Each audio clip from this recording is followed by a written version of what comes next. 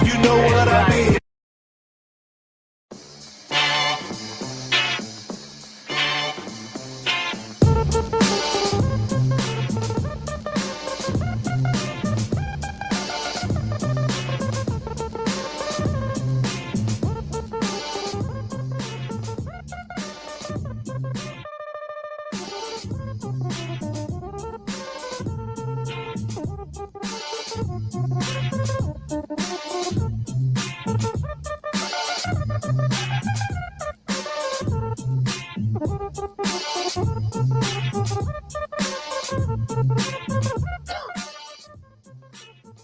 It is 9:30 on a Thursday night, and you are tuned into Beltway Radio and Beyond, which can mean one and only thing.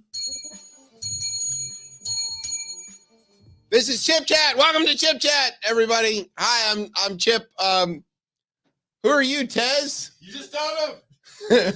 You heard him in the background. Tez is coming in hot, as tradition dictates. No, usually I'm on time. Oh, usually you're on time. 3 times in a row he's on time now. It's usually. Usually I'm on time. I'm usually coming in here 2 minutes before. Well, I like your hat yes. tonight. You're wearing the hat of the now record-setting Washington Grays. This is my original one, which is actually gray. Yeah. From sun. Yeah.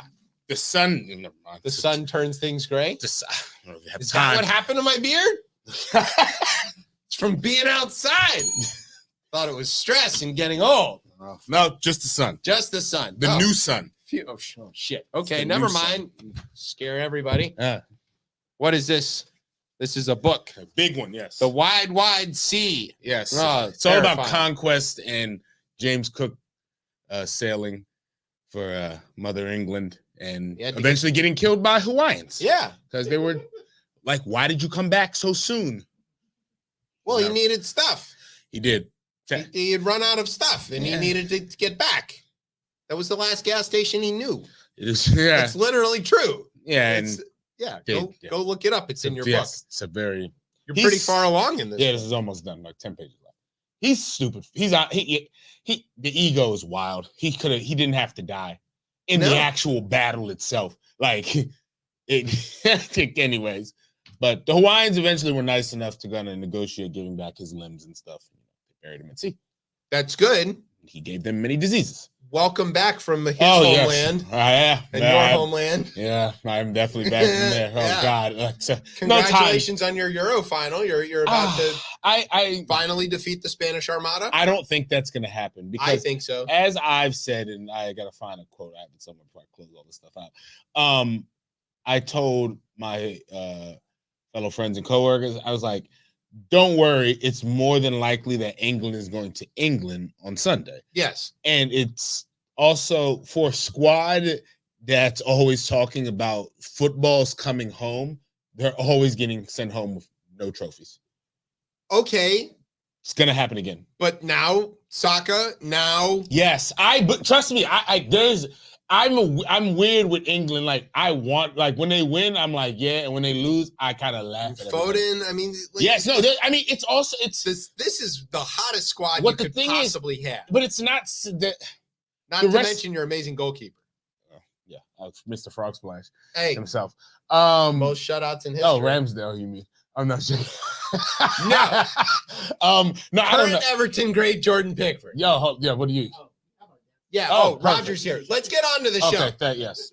We'll wreck this anyway. All right, so we're back from a break, and just like every time we go on break, nothing happens. Nothing happens.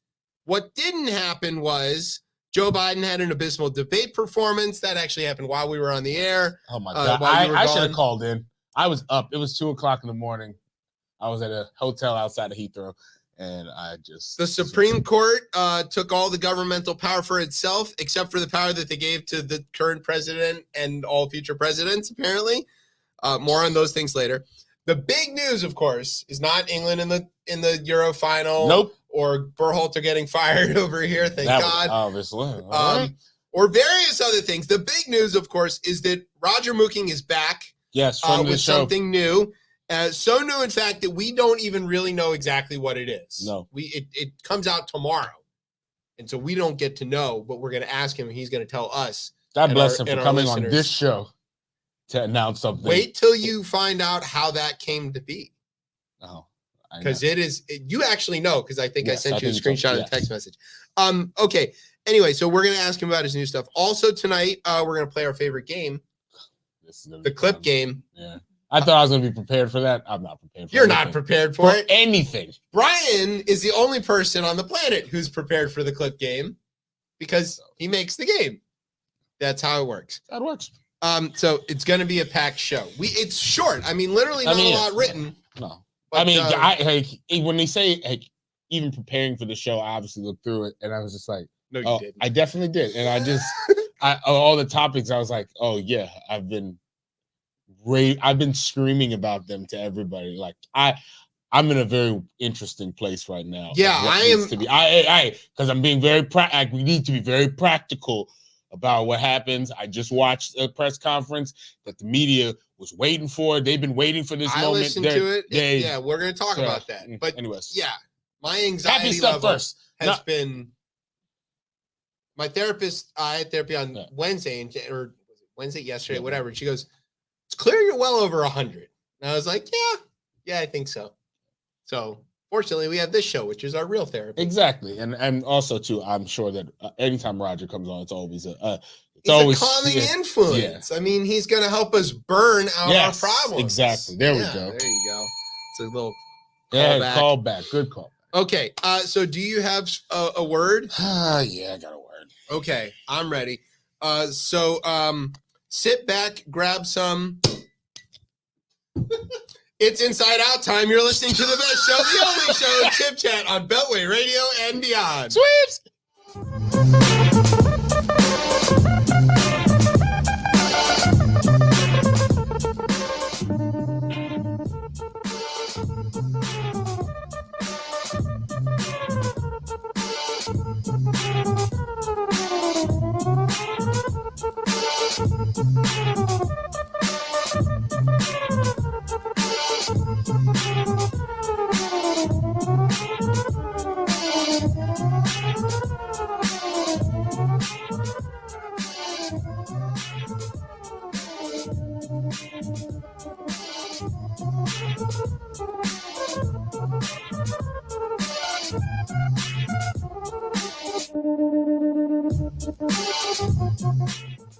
All right, welcome back to Chip Chat here on Beltway Radio and beyond. I'm your host, Chip. With me is Tez. What's popping up?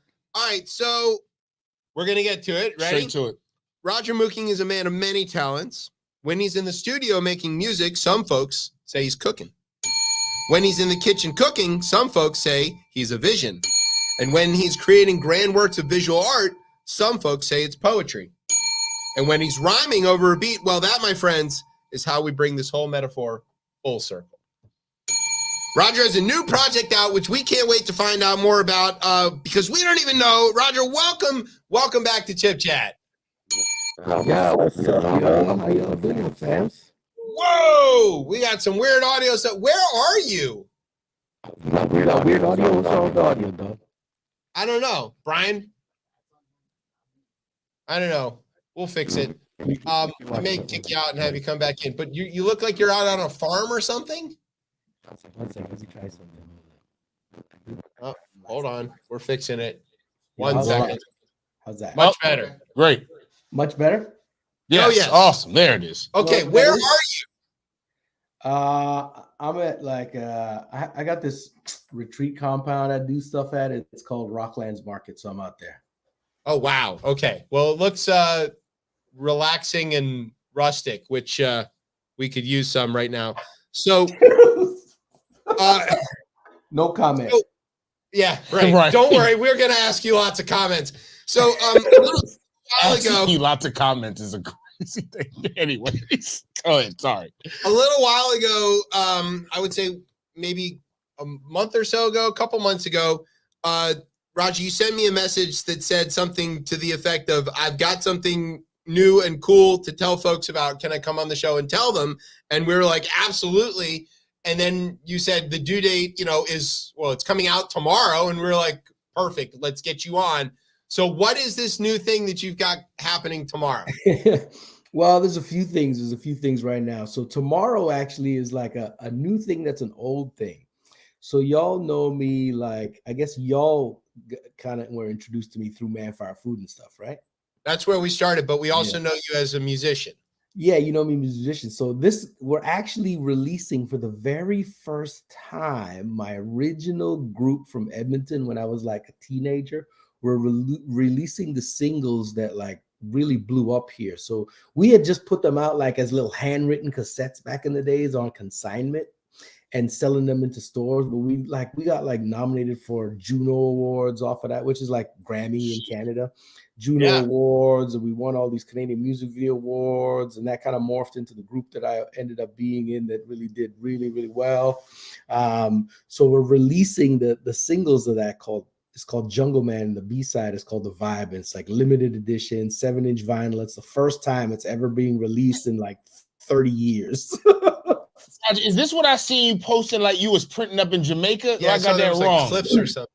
No, that's a whole other thing, bro. You That's know me something by now. I got like 10 shits on the go all the time. Oh bro. God. Is it available in the States? Can we get it? Yeah. You just got to hit up the record company, Funky Dividends Records. We ship it globally, dog. Yeah, 100%. There's not a lot of them though. You gotta get on that one. I will be. What's the how many you pressed up again? I don't even. I know it's like a very small number, like 500 or something stupid. Oh like shit! that. Price. Yeah, Yeah. small. DJs in Canada are like, yo, I'm cop. That's immediate buying too. You know, like they're on that. You know. For everybody listening, they're not available to you until Saturday. No, don't say that. We need some. All right, we need a record. But that drops tomorrow. But then I also just last week or 2 weeks ago, we just dropped my new series on Amazon. It's called Breaking Bread with Roger Mooking, and it's like disrupting the podcast format and disrupting the cooking show format and blending them together. We're going to ask you about that, which is very exciting. So the first question that I wrote without knowing what all the things were is this something that we can listen to while we cook, and should we? Yeah, of course, man. Like music, it's like wine. I look at it like wine, right? People are like, oh, you should have Riesling with fish or like this with it. Whatever, man. Drink whatever the fuck you like, when you like, how you like. If you like it, drink it. It's cool. If you want to listen to this while you playing the music, while you playing racquetball, while you trying to like beat up some fools, like do what you gotta do, you know. Hey, I am all about that. All right, so yeah, we want to talk about the Amazon show. Can I ask one more before we jump into that? I think, right, Roger, for musicians, right, sometimes like going back and re-releasing stuff is like it's not cringy, right? Something like, but obviously for this, it's already was successful in one era. And it's like, how did y'all get together to be like, yo, we need to do this? Like, because also, too, this is like, I assume there's like some emotional piece to this as well, too. If this is like a first group, this is kind of the first thing. Would you say this is the first thing you was known for? Or this is the first thing that really launched my whole shit, man, like 30 years ago. How did that feel? How does this feel to put it out? Great question. You know, it was really cool, man, because like I was estranged from the guys in this group for a bunch of years for a variety of reasons. And then the call came in from this record company, Funky Dividends, that they wanted to release this classic record. And so we're like, yo, let's do this thing. And we kind of reconnected over that. And we had reconnected over an interview that we had done over somebody else was doing like this documentary on Canadian hip hop last year as well. So between those two things, it's kind of like reformulated this relationship that's kind of gone estranged for a little bit, just because, you know, I'm like all over the place, bro. I'm nowhere and everywhere at the same time, right? And so it was really cool, man. It's amazing to kind of relive those moments and to listen to it on vinyl and see the excitement that people have around copping it, and DJs and the music community and the fans from back in the day are like, yo, what's this? And then the new fans are like, I know this guy from this TV show stuff, but like, what's this he does? And then they peep it. They're like, yo, I gotta cop that. So it just is this crazy whirlwind of things I never expected off of this release, man. It's really cool. Between that and the Breaking Bread thing, the reception has been crazy, you know? Did you do any like new re-recording for this or re-engineering, or was it all just using the old masters? Old masters. We just sent them through and had them master on for vinyl.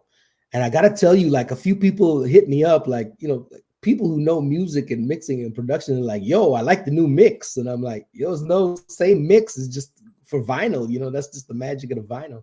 That's really interesting that you say that, because I wonder, have we moved so far from the warmth of analog that could it now be seen like someone thinks it's a new mix? Because have they like, is it almost like, yo, we haven't, and obviously I assume these people know what analog sound is, but we've been listening to digital music for so long at this point. Because it all came out on tape first. This has never been in the warmth of a vinyl track. And the guy who spit me this is like, he's a music producer. He knows analog, he knows sound, like, you know, and he's like, yo, did you do a new mix? I'm like, no, man, it's just going to vinyl. It's like that. But I think you're right. We're kind of disconnected from these slow things, you know, and I just live in slow things, bro. Painting, music, cooking, you know, think of cooking, right? It's like, I'm gonna braise something for 16 hours and then you're gonna eat it in 2 minutes and then it ends up in the toilet. Like, like it's actually crazy. Like, you know. My last thing I want to add, like, we can move on to the show. But no, I know, but is that can you explain? Because I was just having this conversation with someone around the B-side and like how important, like the songs that would be on B-sides and like whether it be a different producer flip, like, and I don't think I don't have examples of that being done digitally, really. I feel like vinyl really was the last time. Yeah, or tapes. Because we used to get those tape singles. I guess the tape singles as well. But the concept though of a B-side, usually like you'd get like the single and then the instrumental on the B-side on the tapes. The only thing that makes sense that is like current makes sense like that is where you get like a song and a remix version of it comes out with it. It's like maybe like the B-side. But how do you select the B-side for a real record? Like, I mean, well, for this one, the B-side off of this one was another video that we had done with this group, and it also did really well, and people were vibing on that. So it's like the first time people are able to kind of cop these two classic records, you know. So they've never been together as an album or anything. They never been released, bro. I'm telling you, the only way we released them ever was as a music video that went straight to like the MTV in Canada, which was called Much Music, and then handwritten, like literally like clear cassettes with white labels, handwritten, that we sold like $5 to the record store. We sold maybe 100 of those, like, you know, like, but it's never really been released, man. It's the first time ever, so that's kind of cool. Brian, go buy me like 4 copies, and I'll pay you back tomorrow. Yeah. When they're available. But I'm a B-sides fiend. Like, I'm the guy who listens to the deep cuts on an album, the B-sides. Those are the records. To me, those are the records where, and I've been in the situation, the record company only care about the A-side, right? Mm. And so they're trying to like manufacture, they're chiming in, you know, this person needs to do this, we need this person, we need this singer, blah, blah, blah. And by the time the record come out, the A-side, that shit is fucked up, right? So, but on the B-sides, they don't care. They're like, yeah, throw whatever on the B-side. And that's where you get the real artist. That's where you hear what the artist is really thinking, what they're really feeling. That's the deep cuts, the album cuts. You know, every time I listen to an album, my favorite cut is always like the Z cut.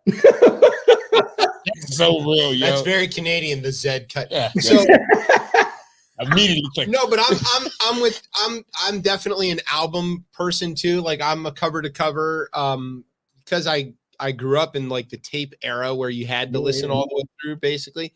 But I just I think if you tell me a band, my favorite song is almost invariably not a single that was like a number one. Like, my favorite Doors song is Peace Frog. This is like the deepest cut song. Nobody outside of New Haven, Connecticut has ever heard this song on the radio. And the only reason it's on in New Haven, Connecticut is because it name checks New Haven, Connecticut. So like this is not a popular song by any means, but it's a great song. Right? Like, I was just listening to the Fugees, the score the other day. Yes. And you know, you people like M to the A to the S to the K, put the mask. Like, it's like, holy shit, that shit is crazy. You know, yeah, this is my favorite Fuji song. That's not it's definitely nowhere near the top. Right. All right, so when we had you on to talk about the Burn project that you did, we mentioned that we might need to move up there to Canada to escape Trump, which now seems exceedingly more likely. What can you recommend for us Southern North Americans if we come up to Canada? Well, the rate that things are going, we may be equatorially climate soon. You know what I mean? Everybody think it's going to be winter and stuff like that, but we're going to be tropics and coconuts. Give us a decade or so. So it's coming. I agree with you. That is not soothing me. I'm telling you, up there, the only place that's going to be safe in this country is going to be Detroit. Yeah. And then from there up, is the only place you can live. Canada is south from Detroit. I guess, yeah, okay, yes. Well, it's close, bro. It's close. It's not Florida. It's not Texas, Yeah, this might be baked, y'all. This cake might be baked. You might be walking around Edmonton in shorts. This cake just might be baked. I don't know. Speaking of which, how do you feel about your Oilers doing, pretty good? Yo, thanks for that, man. I grew up in Edmonton, right? So respect that. Yeah, respect. Yo, the Oilers came really close, bro. I was on set in Jamaica shooting this show, and I'm trying to watch the Oilers in between takes. And I couldn't get the feed because there was a storm coming in before the hurricane that was damaging the cell towers and stuff. So I'm trying to watch the final game in the middle of shooting a show in Jamaica with a hurricane coming down the pipe so I missed the thing. My wife is texting me pictures and shit like that, but I mean, to go to Game 7 and almost bring the cup back to Canada, that's got to be exciting. And you have to hate the fucking Florida Panthers. I already hated the fucking Florida These fucking guys are in Florida. It's hot as shit. What the fuck do they know about hockey? Right? That has to burn. Right? It burned a little bit, bro. I felt that a little bit. The Bolts have won 2 cups in the last little while that people can remember too. So it's not like Florida doesn't know about hockey, but I know. Yeah, I'm not, but even them too, I'd be fearing. Like, what the hell is it? Florida in hockey. Dallas almost could have been the. Yeah, I mean, all of these places. How that works. I know, but it's just still kind of crazy. Like, Gretzky won with the Kings. I know. Oh God, now you're gonna try. Canada need a win on that, man. Canada need a win on that for real. We're overdue. And the Maple Leafs, I hate to say it, the Maple Leafs is nowhere close. Yeah, no, you don't have to hate to say that. I think watching Leafs fans be depressed every year is one of my favorite things about hockey. But they're still like one of the highest grossing teams in sports. I know. They're so proud of themselves. And they're so not that good. Look, you're not. That shows you the dedication and the loyalty of Canadians. Yes. Yes. And I say that about my fandom. It's like you got to stick with it through the times that suck, so that when you win, it feels that much better. And Tez over here, I'm like, you know what? Protect your peace. And if you've been supporting them for so long, and they jump back on and they winning, show back up and be like, yo, shit, what the hell you gonna tell me now? I went ahead. I protected my peace. Y'all not gonna get me emotionally hijacked on. I've been there. I've cursed out people. Must be nice to have good mental health, but the rest of us are over here. I can't do it anymore. All right. So we want to talk about the Roger Mooking experience thing that you're doing in the Amazon show, but we need to take a break. Can you stick around with us through the break so we can talk to you about that stuff? Of course, my brothers. Of course. Yeah. All right. So that's what we're going to do. We're going to take a break. When we come back, we're going to ask him about the new Amazon show and about the live experience, which we hope to one day get to experience ourselves. Experience. All right. You're listening to Chip Chat on Beltway Radio and beyond. Sweeps.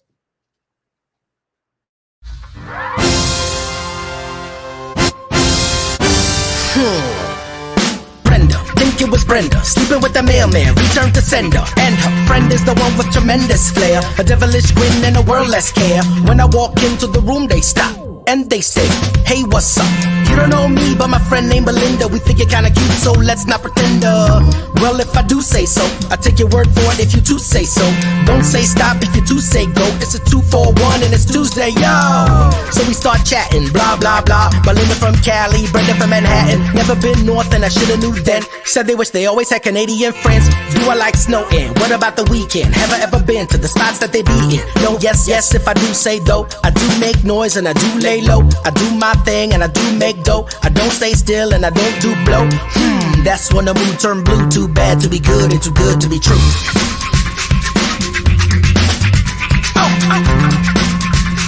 Too bad to be good and too good to be true.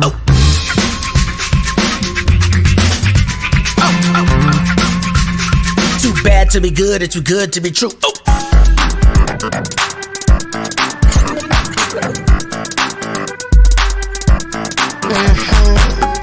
Watch who your friends are too. You think you're C3 and your man's are too. You in car 1 and your man in car 2. Tight like minions if you were cartoons. Then a little hiccup, dust start to kick up. When you need a pickup and it's feeling like a stick up. That's when you look to the left, look to the right, look to the light. Looking kinda dark and they're looking like the night. Looking for a friend and they're looking for a fight. Looking for a scapegoat. Take note, black ball cap, blue jeans and a gray coat. Feet too small and the shoe don't fit. Sheep clothes wolf in a new outfit. Damn, and that was your man's damn too bad to be good and too good to be true. Oh.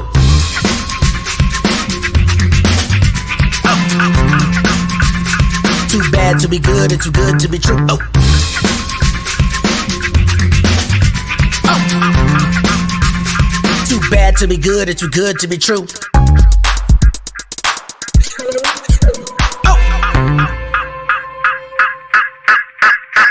Heading out with your folk on a Friday night like it's Mardi Gras, this is my day, right?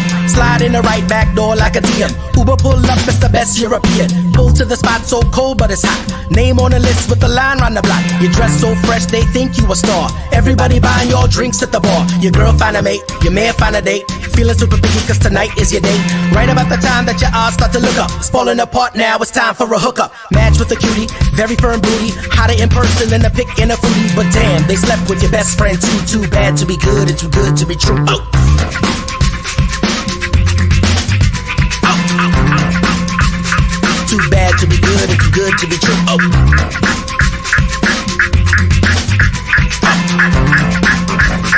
Too bad to be good and too good to be true.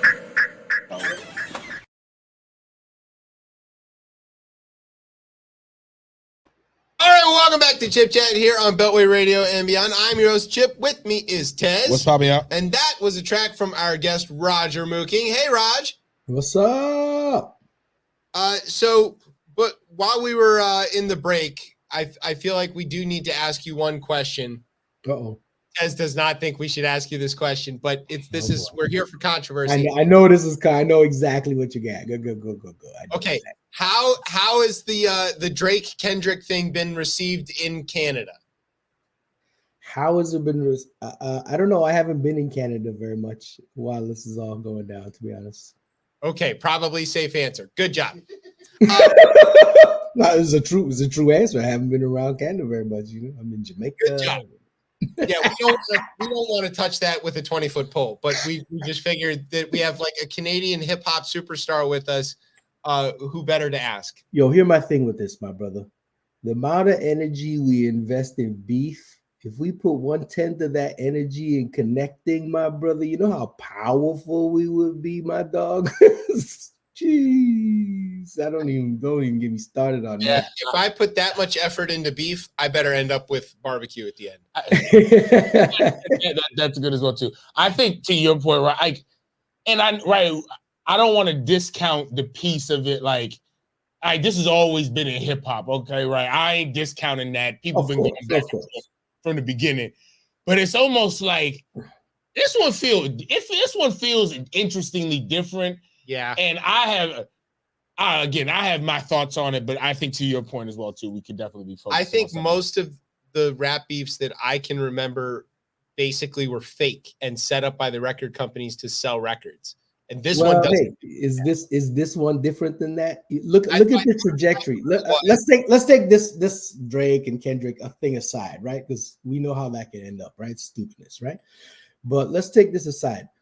Prior to this moment, hip hop for the first time in the last decade was not at the top of the charts, my brother. So you have a whole industry of people clamoring to regain their space at the top of the charts, right? So what has historically worked really good for hip hop to be able to find their way back to the top of the charts? This beef reignited the industry of hip hop. Don't get it twisted. I'm talking all of the bloggers, the podcasts, the press, the advertisers, the record companies, the streaming numbers, the publishers. Everybody needed a critical tipping point to jump off to reinvigorate hip hop back to the top of the chart. Now that has happened.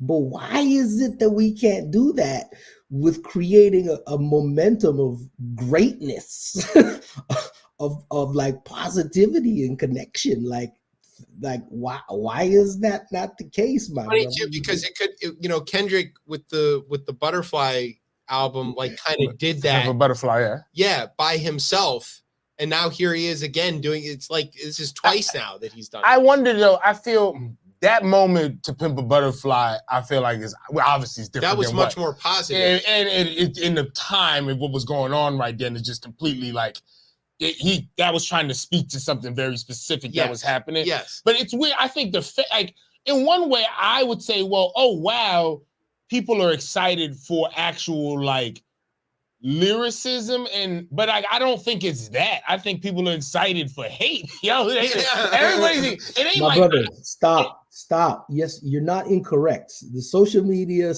pundits and statistics and all these people building these algorithms have quantified. It's not the sex that sells, conflict sells. So this is just a basic tenement. But I go back to this.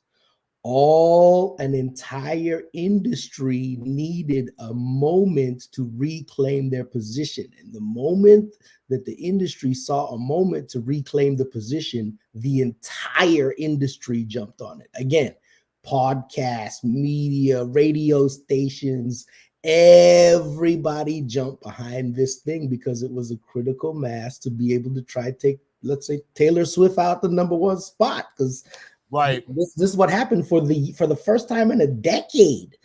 This shit was not at the top of the charts all of a sudden, right? So you have to look at the politics of it, the industry of it, as well as the creativity of it, right? Now I'm surprised it's the individual who fell on the sword fell on it. I didn't think it would be him personally. I didn't see that, man. Seems like an easy target. I mean, yeah, but it's just I'm whatever people feel about, like, for me, it just seems like, and I've given this criticism to a lot of people as well too. I'm like, y'all flipped on this man, and y'all was talking about it was God's plan a couple years ago, right? Yeah. When I remember that winter when he dropped that, whatever. People like, and I don't know if the people who are riding with Kendrick, like I never, like some of the people I've heard of it, I ain't never ever heard him talk about the man. No. And I don't know. It's interesting. Less about, I think it speaks again less about them two as artists and more about us as the consumer of this and what we, because to your point, right? It's like the consumer is aren't we the ones that are driving it? We fuel the algorithm. But you're only driving it because you see it and it's fed down your throat. Right? What about Lupe Fiasco's album? You heard Lupe Fiasco's latest album? I have not. No, hasn't been on the radio. That shit is crazy. It just came out not long ago. That shit crazy. But he not talking tomfoolery. So like, it's not getting gassed up and thrown in your face, right? So the more it gets gassed and thrown in your face, the more there's critical mass of the audience saying, yo, did you see that? Did you see that? Did you see that? And then it becomes like this feedback loop of this bullshit, right? Why don't we create a feedback loop of greatness, my brother? Like it's of doing amazing things. We gotta stop this. This is why they want. That's why they want to. I told him. I told you. I said I don't want to talk about it. I was doing a journalistic exercise. No, it's cool. I'm cool. But yo, let's look at the other perspective of it, my brother. But it's the air. It's like it's taking up all the air in the room, and it's just kind of like so much that we didn't know Lupe had a new record. I mean, Ghostface had a record that went out. There's so much good music, bro. Like 100,000 songs a day coming out right now, bro. 100,000 songs a day are released. All right, well, let's talk about what songs might be played at the Roger Mooking Experience, which I guess you've done more of these than just the one that I know about, or maybe I only know about the one where it's a whole immersive thing, right? It has art, it has music, it has a food demo. It's like a whole thing. Can you describe it for the people? Well, I'll explain it like this, right? My prediction is this. We're going to have a bifurcation of the media marketplace, right? You're going to have AI creating commodity goods, just like how the Gap creates an $8 t-shirt. And you're going to have real artists who have to make the thing for their own survival, who will continue to make things in slow ways or fast ways, however, but they'll create those things.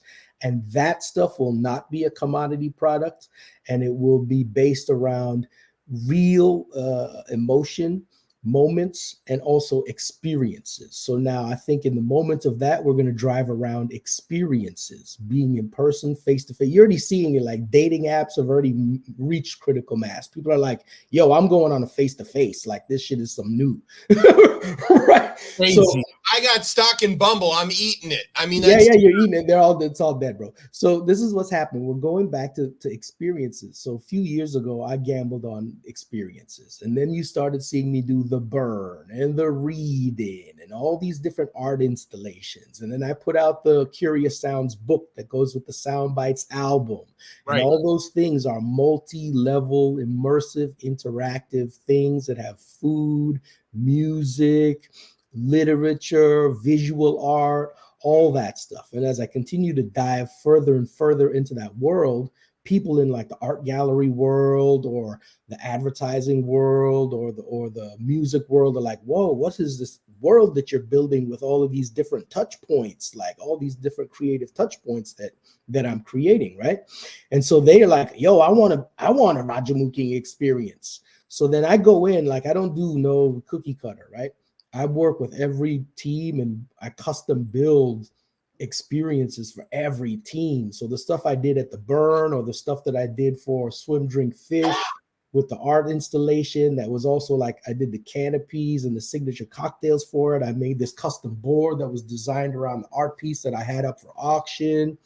I did a food performance. There was music. So like all of those touch points are coming in. So whether I do that for Swim Drink Fish or I'm building a few new ones right now, I'm doing one that's going to be launching at the Art Gallery of Hamilton starting in September and running all the way to February next year. I got like 6-month run of this Rajamuki experience, and there's workshops around that and kid tutorials for kids and retreats around that and real experiences built around creative ideas, right? And making those things come to life in a new way. Because my brother, you know the numbers on a Spotify stream. For you to make $1,000 on Spotify, you have to own the master and the publishing and then get like 2 million streams or some stupidness like that, right?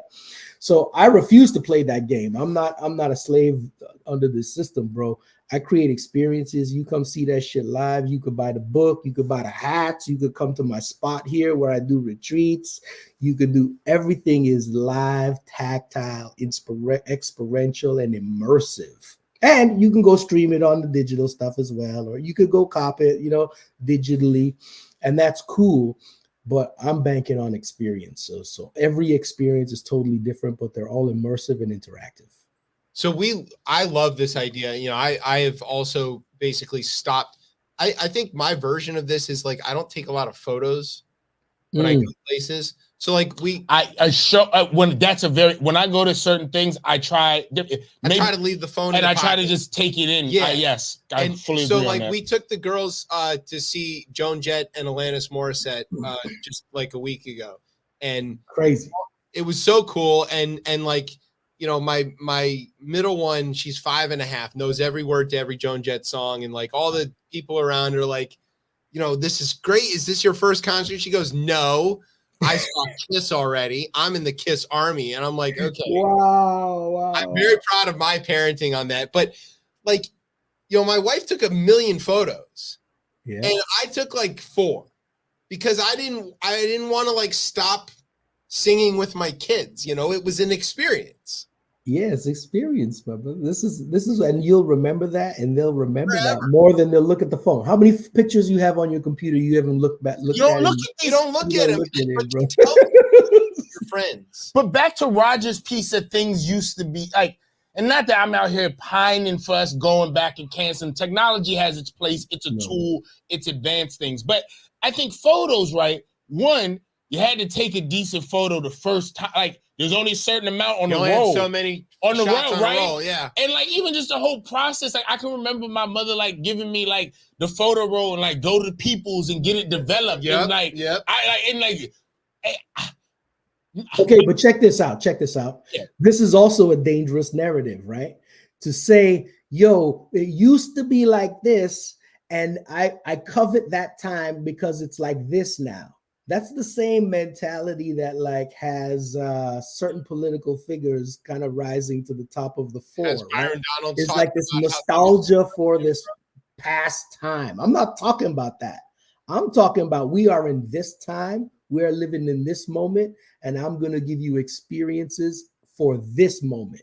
Not like, oh, back in the day that no, it's not about that, though. That shit is gone, bro. I like that you say that because, yeah, it is about, we do this show live every week and have done it live every week since 2015. And if Brian didn't make the clips, I probably wouldn't remember half the things that we did on the show by the next week. Like it is in the moment and then it's gone. Yeah.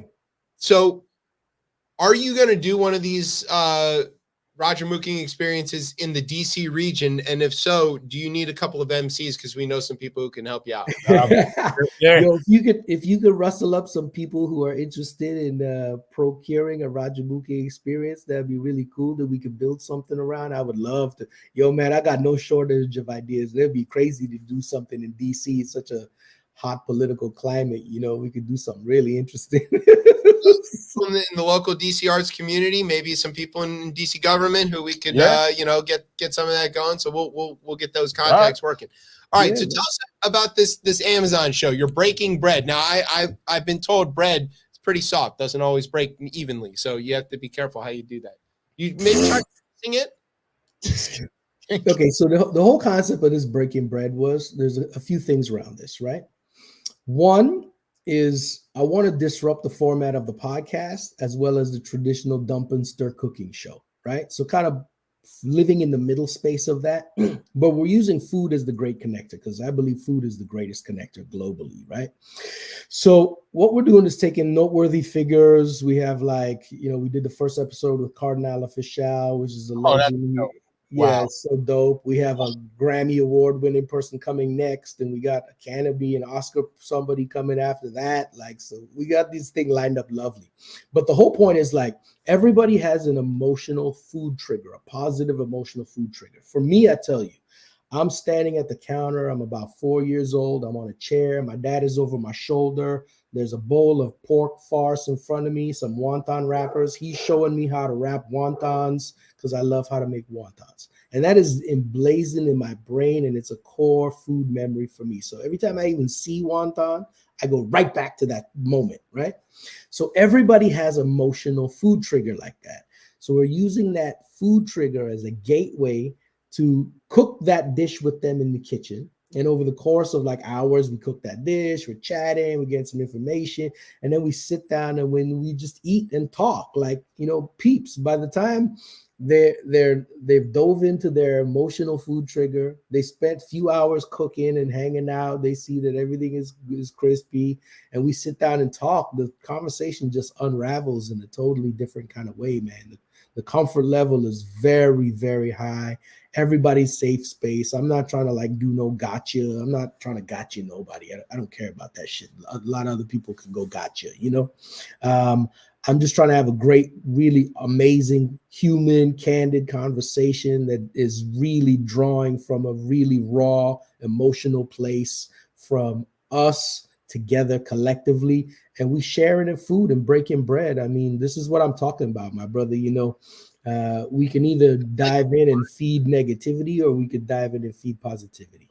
I don't even know what another word for that, but food is the connector, right? Great connector.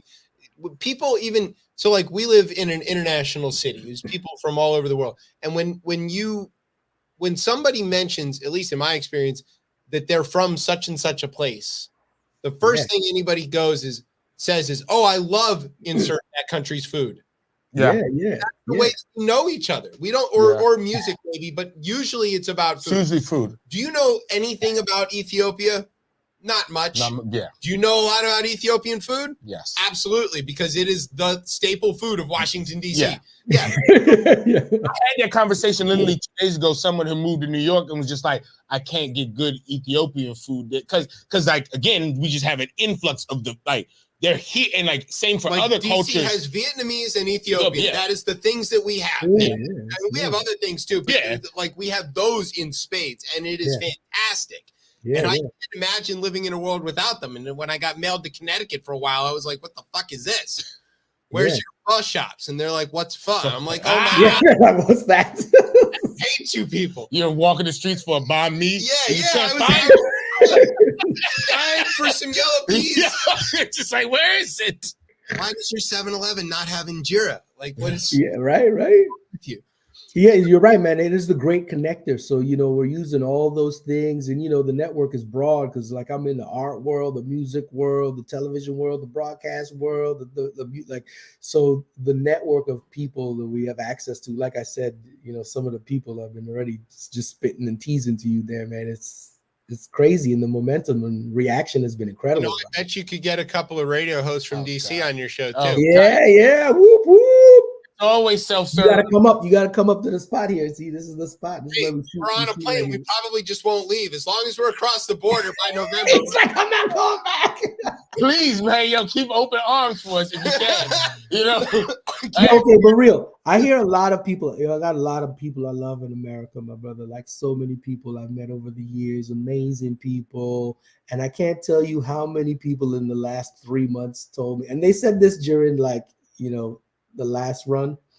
We got to get out of it during COVID. I got to get out of America. I got to get out of it. But I know actually people who are like actually coming up, flying and looking for properties for real this time. Like several people that I've never thought, like New York. New Yorkers are hardcore New York. I'm never leaving New York. I'm a New Yorker until I die. They're like, yo, what's the property price up there? They're coming up. They're flying up looking at properties, though. Ryan, I just became a citizen. I can't run yet. I said, you have some place to go. I do have a place to go. You still have a passport. I do have but it's interesting. There's just so many people in the last while, man, that really hit me like, yo, for real, I'm coming, Isn't most of Manitoba like uninhabited? We can all just go hang out there. But Canada got a lot of land, bro. Canada got land. There's a lot of open space. I say that about America when we talk immigration. I'm like, we got a lot of land, man. Why you trying to keep the people out?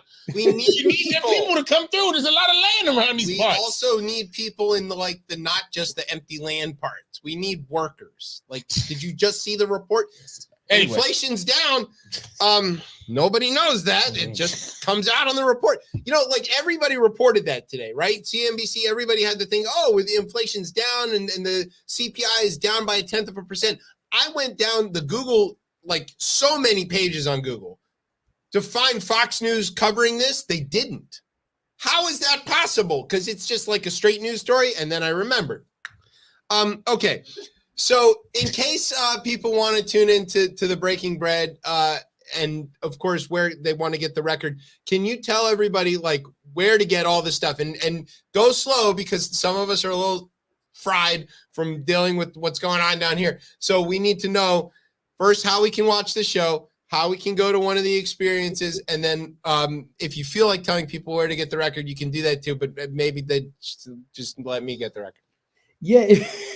If you just search Breaking Bread with Roger Mooking, it'll pop up. You just hit it, boom, you can check it. It's amazing.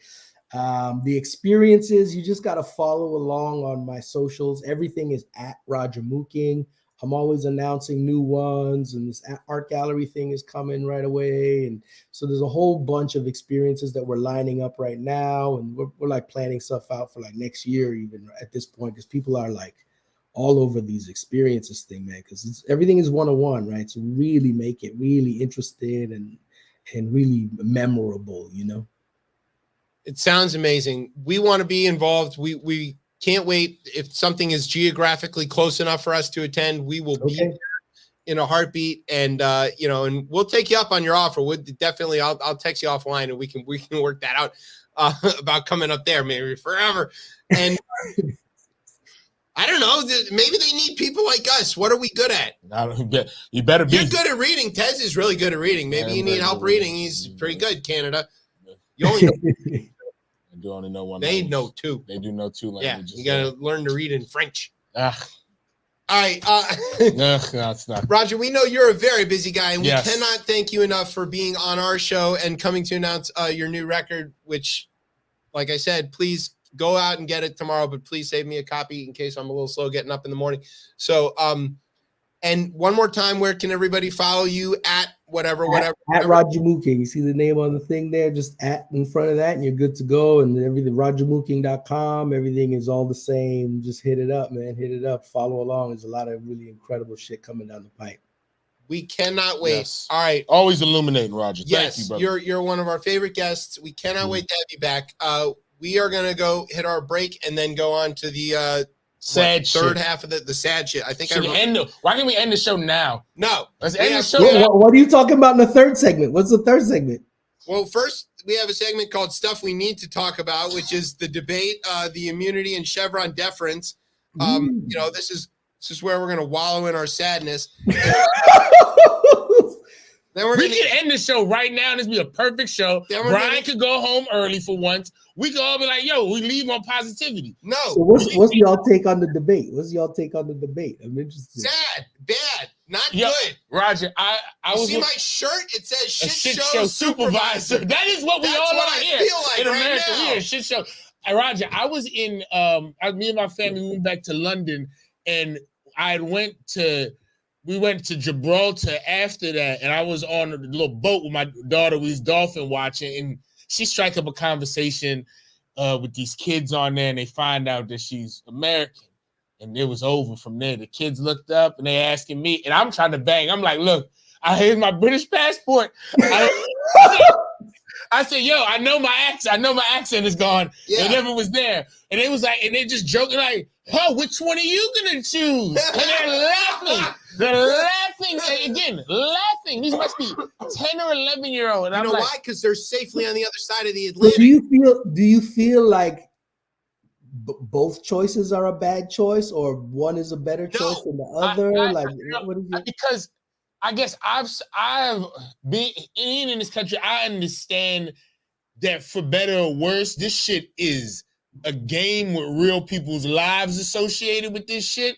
And as I look at it, right, and Lord knows that I can have a CVS receipt list for Joe Biden of grievances that I might have, but I can look, and as I put it as well too, it's very scary in this country when the white folks and the rules they created, they look at those and be like, nah, we're gonna tear all this shit up. Right. And it's kind of, I'm like, well, I'm like, all right, if that's where you want to go with this, then everything else, like, I just see a domino effect that ends up happening. And I've experienced 4 years of Donald Trump. I've experienced 4 years of Joe Biden. And yeah, I'll go rock with the last 4 years than I would Every day of the week. Yeah, every day of the week. See, one of the things that Americans have a hard time with that like people from countries with parliamentary systems don't have a hard time with is Americans think we're voting for a president. We're not voting for a president. You're voting for a team. Yeah. But if you're in Britain or if you're in France or you're in Canada, you're voting for a party. And then you know that that's a group of people that are going to be the thing. So when Keir Starmer becomes PM in Britain, nobody voted for Keir Starmer except the very few people in his actual constituency. Yeah. Everybody else voted Labor. Yeah. Okay. Nobody voted for Trudeau. They voted for the party, right? It's just not that. And Americans don't really grasp this in a way. And the other problem is that Democrats, Brian and I were talking about this before the show, we're too damn smart for our own good, that we analyze the situation and, you know, fret about it and worry and all these kind of things. And Republicans have this tremendous advantage of being immune to shame and no critical thinking. So dear leaders, Hold on. Let's reframe the whole thing. And I'm not saying Democrat or Republican is who's better or whatever. There are some very smart Republicans, my brother, and some very smart Democrats. Like, let's be realistic and honest about that. There's just madness and hysteria everywhere, right? So you can't just be like, Democrats are smart and Republicans are stupid. Like that's just not actually true. one party is running on eliminating the Department of Education, and it's not the Democrats. I didn't say that they were doing a bunch of really awesome stuff, but there's also smart people there. And to your point there as well too. I need the Republican Party in this country. I need the Reagan Republican Party. Because like this, we need. I know that's. I'm not going that far. Crazy. I feel what you're saying. That's because he wasn't black during the Reagan era. He wasn't black during the Reagan era. I'm even saying I pine for that time. Because I know where you're going with that. What you're saying there is as I look at that, because I've made that joke to people, is I like the old school racism. The old. I don't need a Republican Party that I'm not sure whether they're in or out of NATO. Because that's a problem. Because the thing there, I think as well too, is that I have believed in this country as well too, for better or for worse. If we can deal on votes and people are able, if I can say, all right, what I think, and I can create a compelling message to bring enough people to vote for something, all right, let's talk. But I do feel like this Republican Party doesn't believe in the vote. Small D democracy. I think they do not believe in small D democracy. More people have gained the vote in this country, specifically black folks, specifically women. Yep. And that is where this has changed. They're like, oh, nah, we don't like this democracy shit no more. Why the hell these people got choices? And it's not even like we're winning. I'm an outsider at 30,000 feet from this conversation, right? That's fair. And I'm looking and observing it. Everybody is clamoring for power. They all just have different methods of trying to clamor for that power. So it's like, I continue to rail. This is my thing about the Drake and Kendrick thing. The amount of energy we pour into dividing one another is astronomical. If we took 1/10 of that energy and coalescing, the whole shit everybody is screwed, bro. There we go. 100%. That's the real power, but they're coalescing power around division, and this is how we maintain power. So everybody's fighting for power, bro. And I argue as well too that as even Americans, I don't think we're as divided as what shows. I think if I could go anywhere in the Midwest and have conversations with people, I've had them with other people where we can come to a consent, and they might again. They might not agree with even me kind of in general, right, of what I stand for. Yeah, I don't like you in my space. But I've had conversations, and when you have those one-on-one conversations with people, you realize, like, we ain't that far apart on some people want their family. It's hard to hate individuals. Yeah. It's easy to hate a group. Yeah, and I feel like I'm not far, like, again, some people, like, I assume most people in this country want to be successful in the sense of being able to put food on their table for their family. And I do believe, I feel like the only thing I can believe in is that the American people, like, at the end of the day, will figure this out. And it might not be in November. I don't know when it might be. We just don't know when the end of the day is. I also you spit the real talk right this there. Is true here. I also think these people, I don't think this country is soft and everybody be clamoring for like revolution here, but people don't want that. Fight in it. They're not here. Like the people here don't want, like, they want to go buy stuff. It's a consumer-based society. They want to watch TV. Ready. That's what they want. Like, I've seen, like, that's what they want to do here. And that's comfort and resources, brother. Comfort and resources. Everybody's fighting for power, comfort, and resources. Right? So the climate's going to get us all. Canada to go hang out with you and your resources. Drink my damn Guinness. Thank you. Yo, check this. Yeah, okay. Go on. All right, back to console us after the election because we're going to need it for sure. But we appreciate you being on the show, and thank you so much for coming on here to announce your new record, and we are very excited to go get it. So one more time, thank you to Roger Mooking for coming on the show. Give him a big round of applause. Yay! All right, we're going to take a break. When we come back, the sad half of the show. Yeah! It's going to be great. You're listening to Heard that would have killed your campaign when you said, yeah! Oh, Howard Dean. All right, you're listening to ChipChat on Beltway Radio and beyond. Sweeps! Yeah. Turn up the mic like 2 dB. Yeah, that's good. Now, this record is just a check for skepticism. I reckon the mechanism is exorcism, the method is madness. The goal is the best decision to bless your system, and the rest that's left for the restless and the young. But the best is yet to come, like the last person on your guest list. Imagine, I do this in my spare time like a spare tire. 1 foot in, 1 foot out, like a wear a wire. First thing first, this is not work, this is love. Like a German with a knockwurst, reliable like clockwork. And if the beat knocks and the heat rocks play knock knock and I'm there, then it's no joke, leacock. Y'all just peacocks, all show y'all so that if this was France, your name would be come and see or come and sock. Except no one would come and see or come and sock. And if you get it, come and sock. I'm smoking rappers like a white owl or a brisket, served up with a biscuit. Take it to task, it's like a tisket. If you didn't catch that, again, you missed it. So it's all about you, huh? Like this is me time. I rap great. It's just my free time. I know you're thinking this kid should really stick to cooking shit. You're looking at it backwards. Actually, my shit's cooking and good looking. Get your lips smack a tic tac. The kid's back. If I'm the shit, you a shit stain.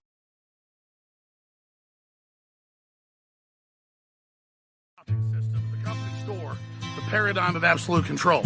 And that's why we're just out here doing simple things, pointing out that we're meant to be in nature and be natural. And this is where we find the source that God made to transcend the New World Order. And that's why they want to try to keep us out of it. I'm angry. I've had enough of these people. They're a bunch of Christian murderers, scum. They're on giant death factories keeping babies alive and selling their body parts. What more do you need to know about these people? I go out and face these scum. They literally crawl out from under rocks. They have green looking skin and they run around screaming, we love Satan, we wanna eat babies. I have them on video. Hillary's in the creepy weird sick stuff, man. She sleeps in the same room with that creepy weird woman whose mother wears a hood over her head. What the hell? That woman number one is ugly. Imagine how bad she smells, man. I'm told her and Obama just stink. Obama and Hillary both smell like sulfur.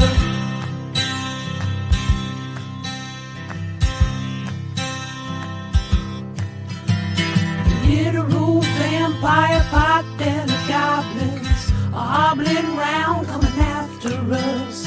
My spirit gets close to that evil and I feel it go.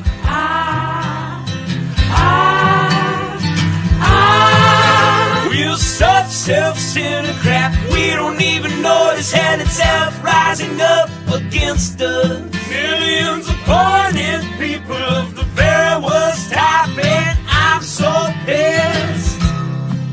We're gonna stab your daughter at the mall.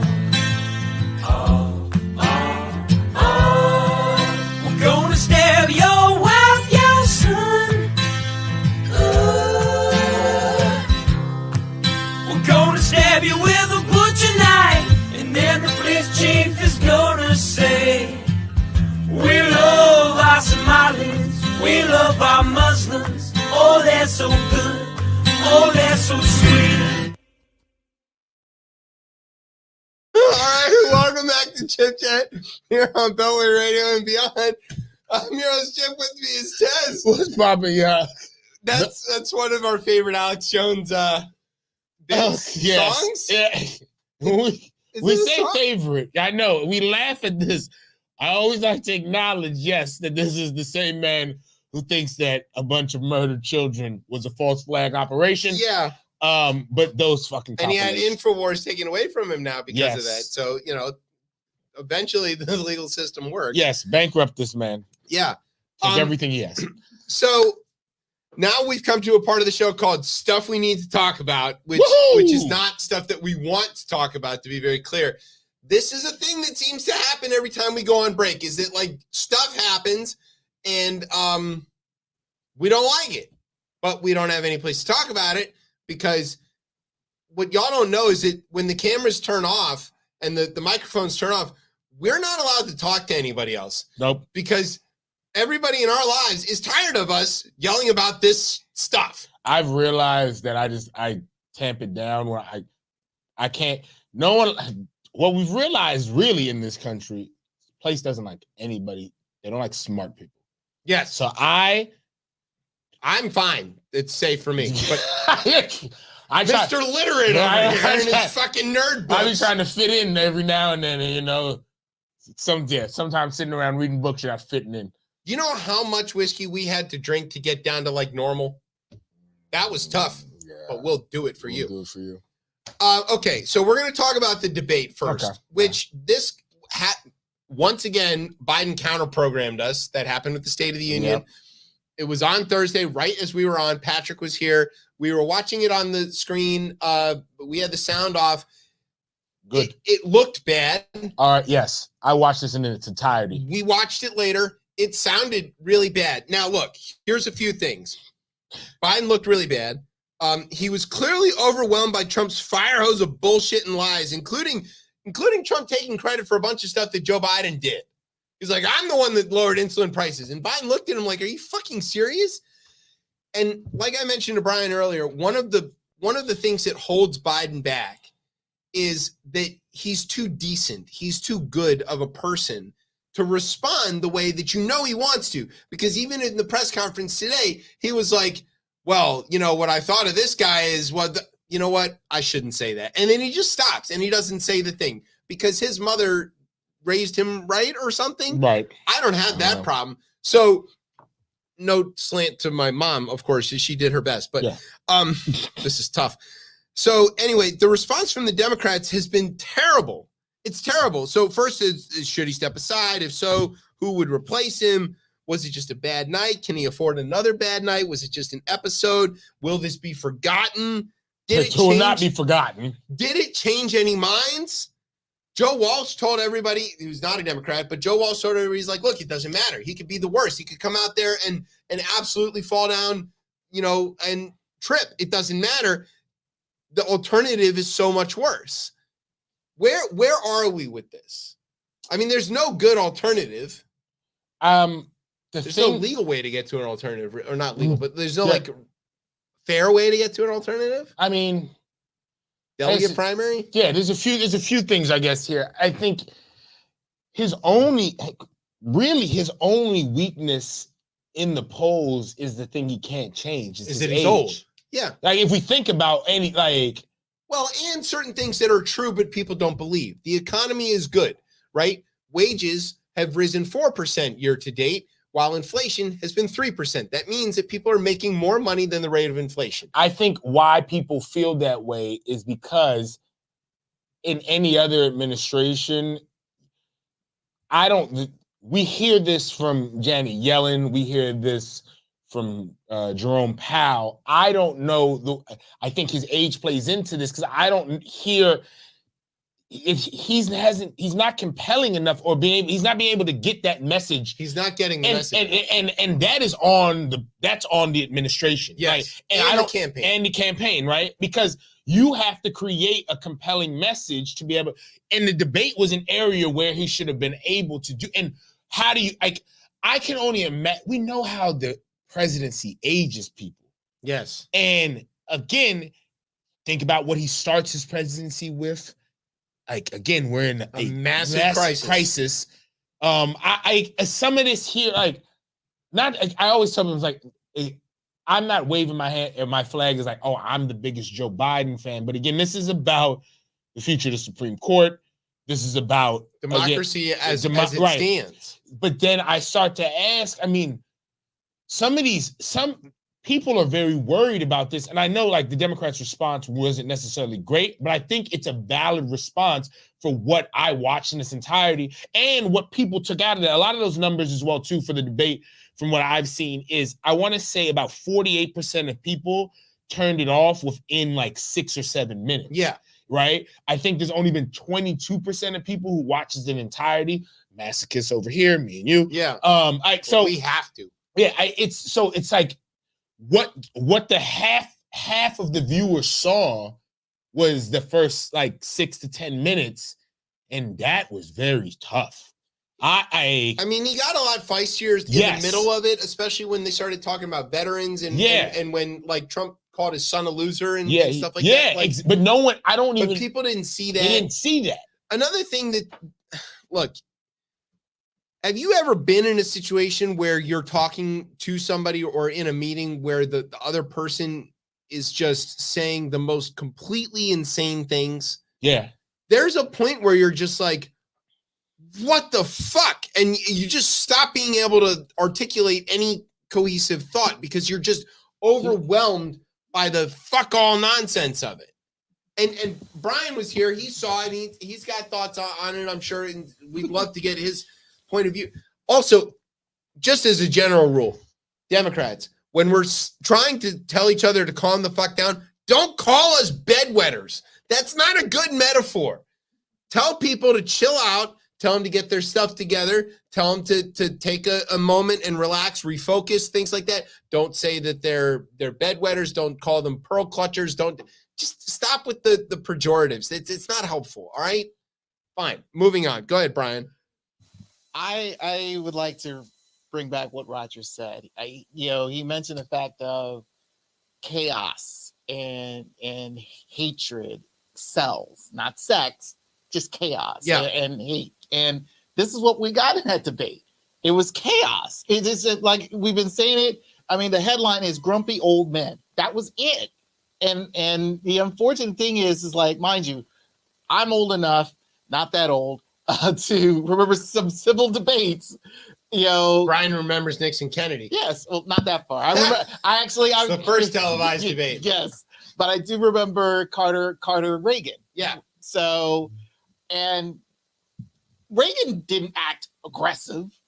Carter was a very simple man, but basing off how that debate was, it was a civil debate. Of course. So, but going, through the years and things like that, things were kind of civil. But when Trump got in there, and especially against Hillary, he just came in as like a bully.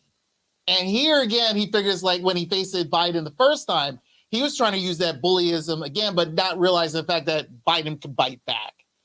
This year again, 4 years later, it's like dealing with Rocky.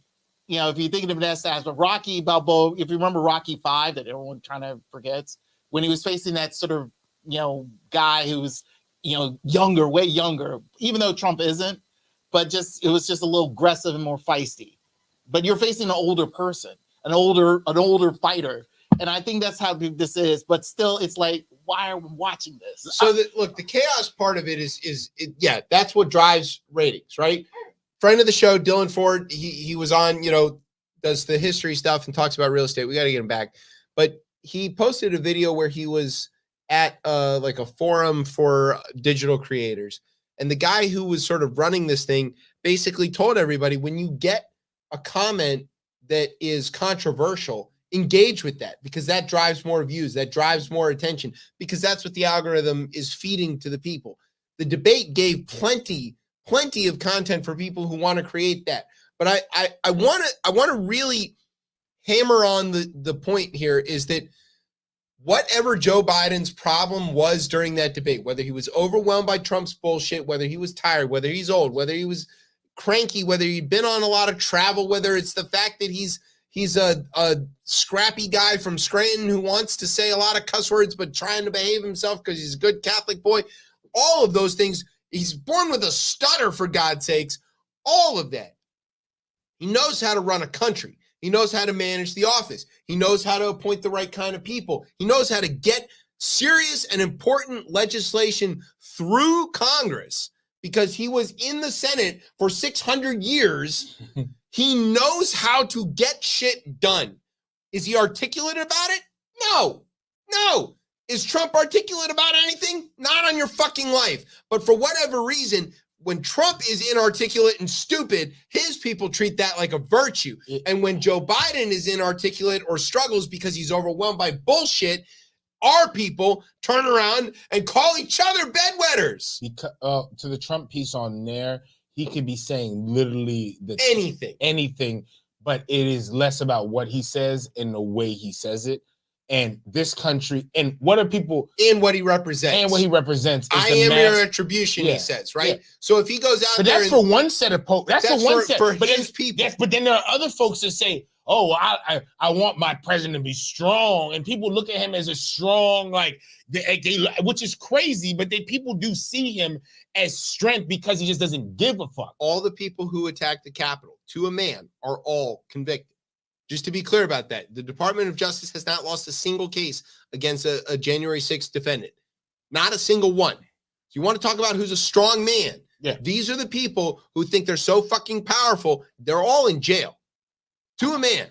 I think I've come around to two things.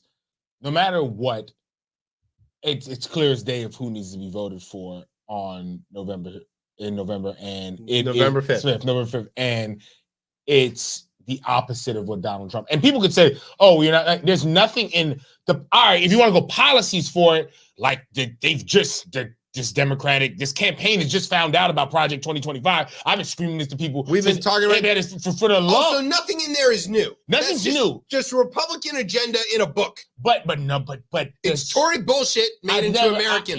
But the things that they want to do and like stripping these. No, they got a little smarter about it. Yeah. That some of that stuff is that is new because of the vessel that they would be able to do that. Yes. No one else, a Reagan, a Bush would never push through that far. They never would have gone that far. Yeah, they would never gone that far. No, that's true. I do think at this point, right?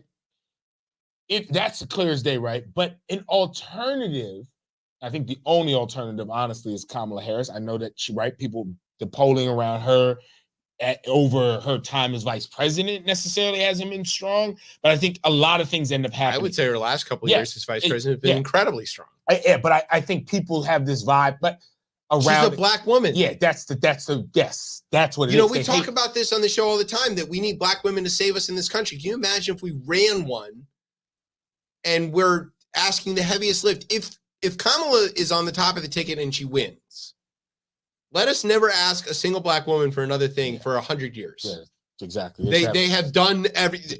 You with. deserve a margarita and a break. Because again, what does that do? That changes this where it is right now. It's a referendum on Biden, right?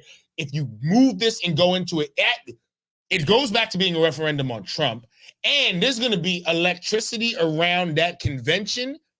Because I don't think you could run a primary. But you make Kamala the nominee. You don't really have to. You don't have because they're on the same ticket. And the campaigns are all combined and the money all moves and that's easy. So who's her VP? I don't know.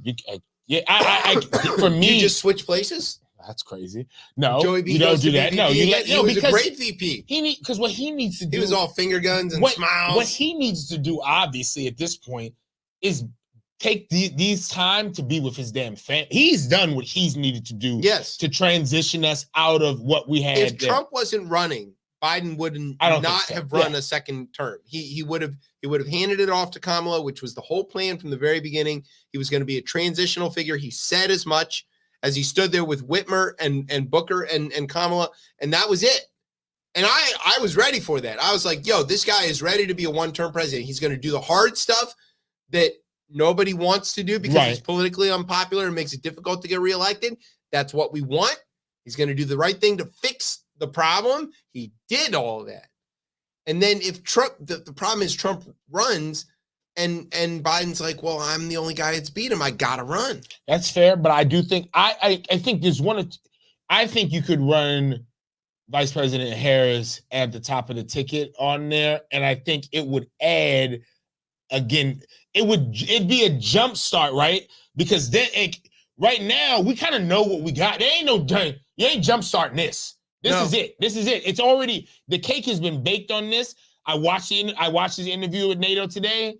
Again, every small thing that maybe really shouldn't be it's done with. I bet there's a fundraising boost after today. No. Nervous Democrats are going to run to their checkbooks. His biggest fundraiser ever in there.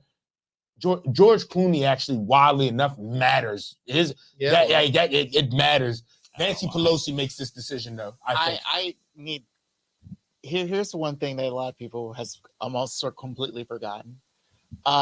Today was supposed to be the sentencing of the hush money trial. Yeah, right. So they pushed that it got postponed because of the immunity into September.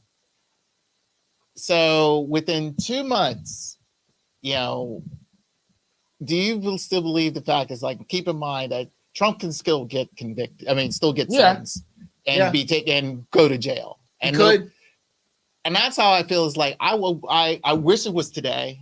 I really would. I wish that would have been the conversation. But hearing the fact that this is pushed till September, I want that date. I'll wait for that date. So what do you think would happen? Because I don't think that, you know, people say like, oh, there could be, you know, something could happen between now and then.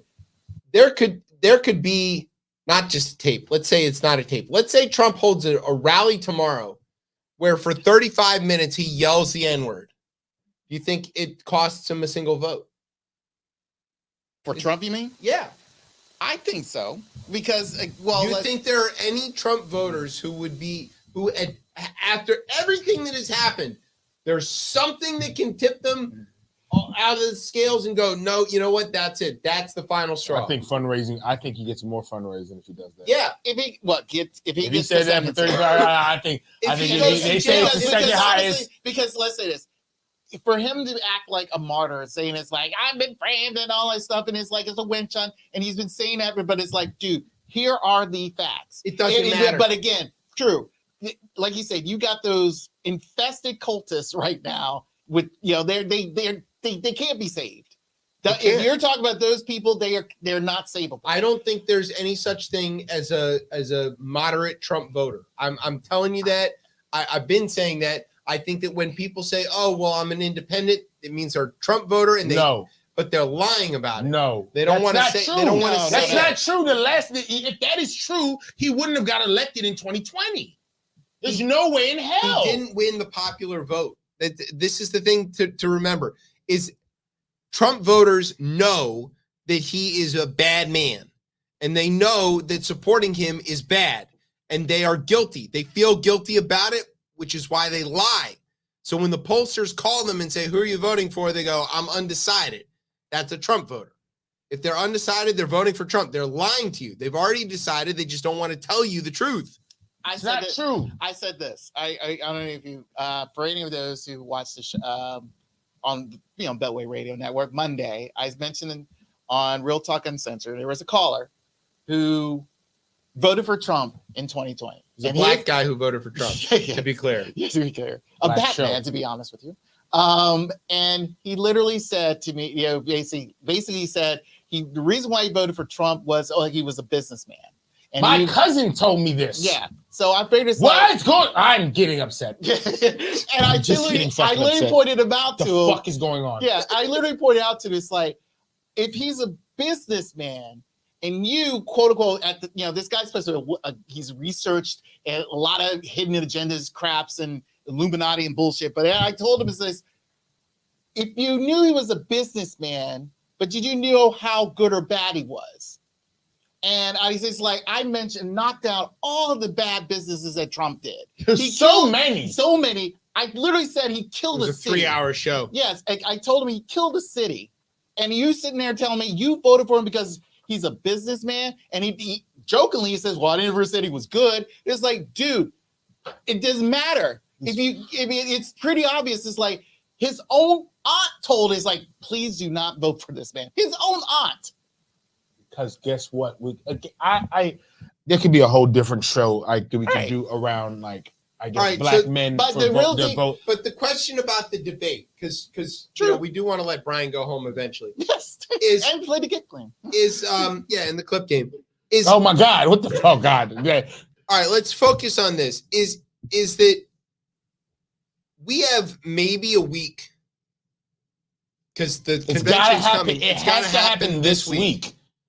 And it would be really good if it happened while the Republicans were in the middle of their convention, because it would steal all their thunder. I'm telling you, there's a way that but again, no one who wants to become president, they like the things that make them want to become president and run, it's antithesis. They're like, actually what we want them to do. Acquiescing. Yeah. It can't. It almost like they don't compute. That's the thing about Washington that we all respect, right? Is Right. that he didn't have to step aside, but No. he did step aside, and he set the precedent that held all the way until FDR. And to be honest, FDR only ran because it was the middle of the war. A lot different. Right. So like, and there was no laws. It's a nice to do. The law is now the law. Yeah, the law is now the law, but it wouldn't have been necessary probably. Yeah.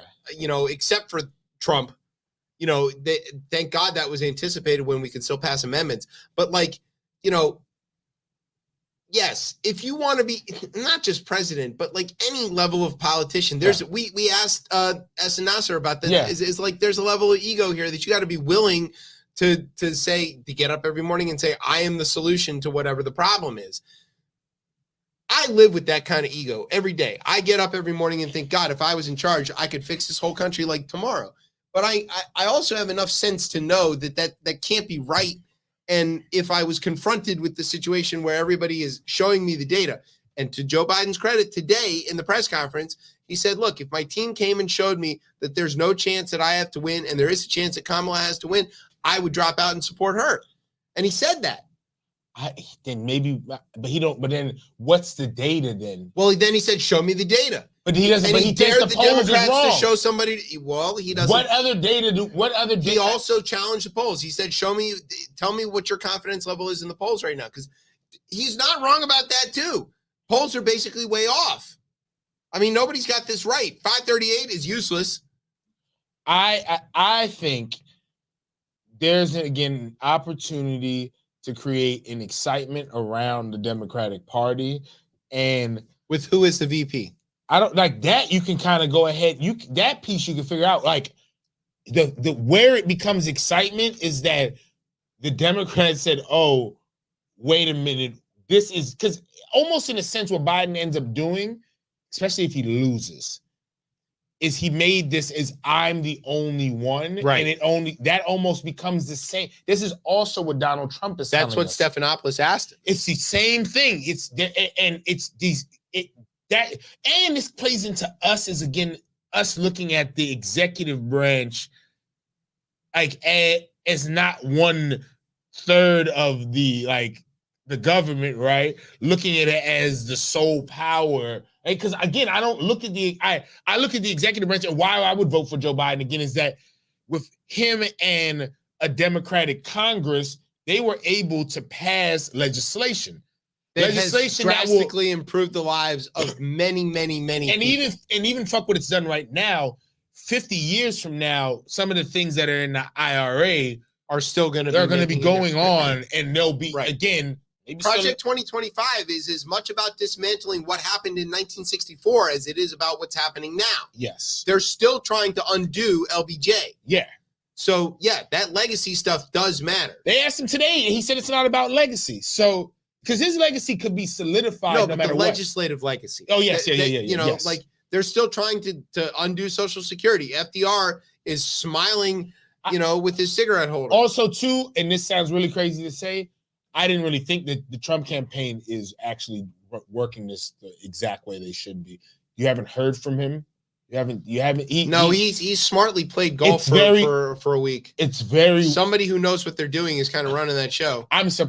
Because I would feel like this would be usually this is his time. He's letting this fester. And what is he gonna do what are they gonna do for the RNC? They gonna bring out some fucking celebrities. I heard Amber Rose is she's the opener of that. Maybe that'll bring her and Kanye back. They can bond over that. There was talks that they might bring 50 Cent out for this as well too. So remember what he deals in. Remember what Donald Trump deals time. Oh God. He goes out there for that. We know what Trump also deals in celebrity, and that's kind of what I think the RNC is going to be. Yeah, it's a little surprising because, this is the Napoleon quote, like never, get in the way when your opponent's making a mistake or whatever. So, it's strange that Trump's been able to restrain himself and not going anti-Project 2025, which I think is half, obviously, the campaign. Well, that's pretty standard Trump. But also, too, I wonder now, even though they use 40, 60% of heritage 60% last time. But I Look at think what he does doesn't like with the Dobbs decision. He did that all the time. He's like, I'm taking credit for it, but also, it's up to the states. Yeah. I didn't really do it. But I think the Project 2025 is one of those things where eventually he'll look at that and be like, "What do you mean you guys did this?" No, Yeah. I think that'll fluster. No, he'll take credit for it, but the heritage people will let him. Yeah, well, yeah, we'll see. I mean, that should be. I also think even if Joe Biden ends up still being the nominee on there, I think this is going to come down to literally like across the battleground states, maybe like 50,000 votes, and I across them all. Like, So if it's Harris and Beyonce, do we have a chance? that shit is it's yo the hot. Hey, when you talk about that'll be what do you call it? Black women. A change, like a change election that turns into that is what it turns into. But without celebrity on that, no matter if you make Kamala Harris the nominee or he gives the delegates to her, like this then becomes, you can then change the whole narrative around this becoming a change election. Yeah. It becomes that. It becocomes that immediately. But it is still sorry, that. Gavin Newsom, sorry. But it's Gretchen, all I'm sorry, y'all can't be it. It can't be. She can't be circumvented. It's still that though. Like whether it's Harris or whether it's Biden, like it's a referendum on Biden right now. It's not a change election. But the they don't existential see that. threat of a Trump administration remains, and so to the people who know any better, right? It doesn't make a difference who's at the top of the ticket. So it's the question of how do we turn out the vote in key states. It doesn't even really matter about the total in the country. How do we drive voter turnout amongst Democratic constituencies in critical states? Right. Michigan, Wisconsin, Pennsylvania, Minnesota. These are the places where it's going to matter. Yeah. Georgia. 2020, Biden wins the popular vote 4.5%, right? You might need to, and I know why, like, what are you talking about, the popular vote? But the popular vote does play into some of this as well, too. Yeah, but he wins Georgia by less than 12,000. Exactly, but you need, the higher the popular vote is for him. Yeah, the better that translates. The better that translates to the Electoral College on there, because you assume, and really, I think this comes down to Wisconsin. Pennsylvania has to happen for him, Pennsylvania, right? Wisconsin, Georgia. Yeah. Arizona. Yeah. Yeah. I mean, look, it's all there. And I don't know if we knew, we'd be somewhere chair else. of DNC right now. I mean, it is. I think Trump loses. So people were very about. I think it's going to be razor thin, and I think that's what ends up being the problem. Well, we have done several shows about what happens when Trump loses and doesn't accept it. That's a whole nother issue. Doesn't matter if it was a landslide. Right. It doesn't matter. They're going to fight it anyway, which we have something about later. But all right, let's talk about Chevron deference. For most of our lives, anyway, the Supreme Court basically has. Let's just read it. In the 1980s, the court made a ruling that basically said, in all matters where the court is confused as to what's the best policy on the right way to do things, if there's a federal agency with expertise involved, they should defer to that agency. Like if a logging company says, we should be able to clear cut this forest based on that's what we want to do, and the Forest Service is like, well, you can only cut every third tree or it won't grow back properly, the court should listen to the Forest Service. That was the ruling. That was the rule that they had to defer to the agencies. Yeah. Now the court has ruled that the courts get to be the expert and can listen to the agencies if they want, but they can also ignore them entirely. In another case, in that same term, Neil Gorsuch wrote an opinion where throughout the opinion, he mixed up nitrogen oxide, of which there are several types, but they add up to NOx, which is smog, and nitrous oxide, which is laughing gas. Yeah, that's my it's the thing that Dennis uses, when they're going to go drill your teeth. And it's all in the opinion. It's not like the clerks fixed it or anything. It's still there. Okay. Happened to our court. So we have consistently seen courts mess up technical details all over the place. It seems like they would want to defer to the experts, of course, but no. Make no mistake, this is a seizure of power by the courts away from the administrative state. That they don't really want. That they don't really want. Well, that parts of it don't really want. Yeah. And it definitely pulls power away from Congress, co-equal branch, of course. Congress now has to write every conceivable detail into the laws that they pass because the agencies will never be able to fill in those details without being challenged in court. George Santos is writing your right. Yeah. I mean, you've looked at a job description where the last line is any and all tasks assigned, right? That's the catch-all. And, you know, most legislation basically works the same way or otherwise decided by the agency. And then it's just, you know, it's left up to the agency. So while grabbing power by the pussy, the courts have also ensured that all challenges to regulations and rules will be tied up indefinitely according to their weird schedule and vacancies on the bench. So if you challenge something and nobody's there to hear it, or you got to wait till the next term or whatever, it doesn't happen. Also, the time that you can do these challenges, right? I can Basically, make a business forever. I can make a business right now, and then I can make an LLC and then go file a challenge against the court. You could. I can easily do that. I mean, this is where they're going to be like, damn, we fucked up, and they're going to come back. There's going to be so many challenges. That's what they want, though. But I think because while it's challenged, the rule doesn't get implemented. What happens if the left starts to blow this up? So that's the thing, right? Well, that's where this you didn't changed. Say we couldn't use X, Y, and Z to provide abortions. I don't like the Hyde Amendment. The Hyde Amendment is crazy. in everything. It says that the federal government can't spend money on abortions. Well, you know, that's really up to the agencies to interpret how money is fungible and this can't be that and whatever. You know what? I think we better go to court to decide that. I hear the Ninth Circuit is willing to hear just about anything. And look, because again, what if judge shopping? What if you go exactly? So I find that nice liberal judge in Denver or whatever. This is gives you the okay. This backfires on them, and I think you're going to have so many of these cases where they have to rule a little bit differently on them. Like this is, I don't know when this happens, but I think within the next 5 years there's a change to this. Sure would be a shame. Sure would be a shame if it turns out these guys may have overstepped a little bit. Sure would be a shame. Sure would be a shame if Neil Gorsuch wants to, like, you know, put a gazebo on his lawn and the HOA challenges it based on the EPA ruling on ephemeral streams that he also struck down. And they go, well, it turns out that the EPA doesn't get to decide whether there is or is not an ephemeral stream right here. And I think that there is. And as a matter of fact, we need to go to court. And while we're at it, we're going to bulldoze your gazebo, Neil. Would be a shame if that happened. Would be legal, though. Just to be clear, it would be a shame, but it would be legal. Speaking of which, court ruled that the president, any president, has immunity from prosecution for all official acts that he takes.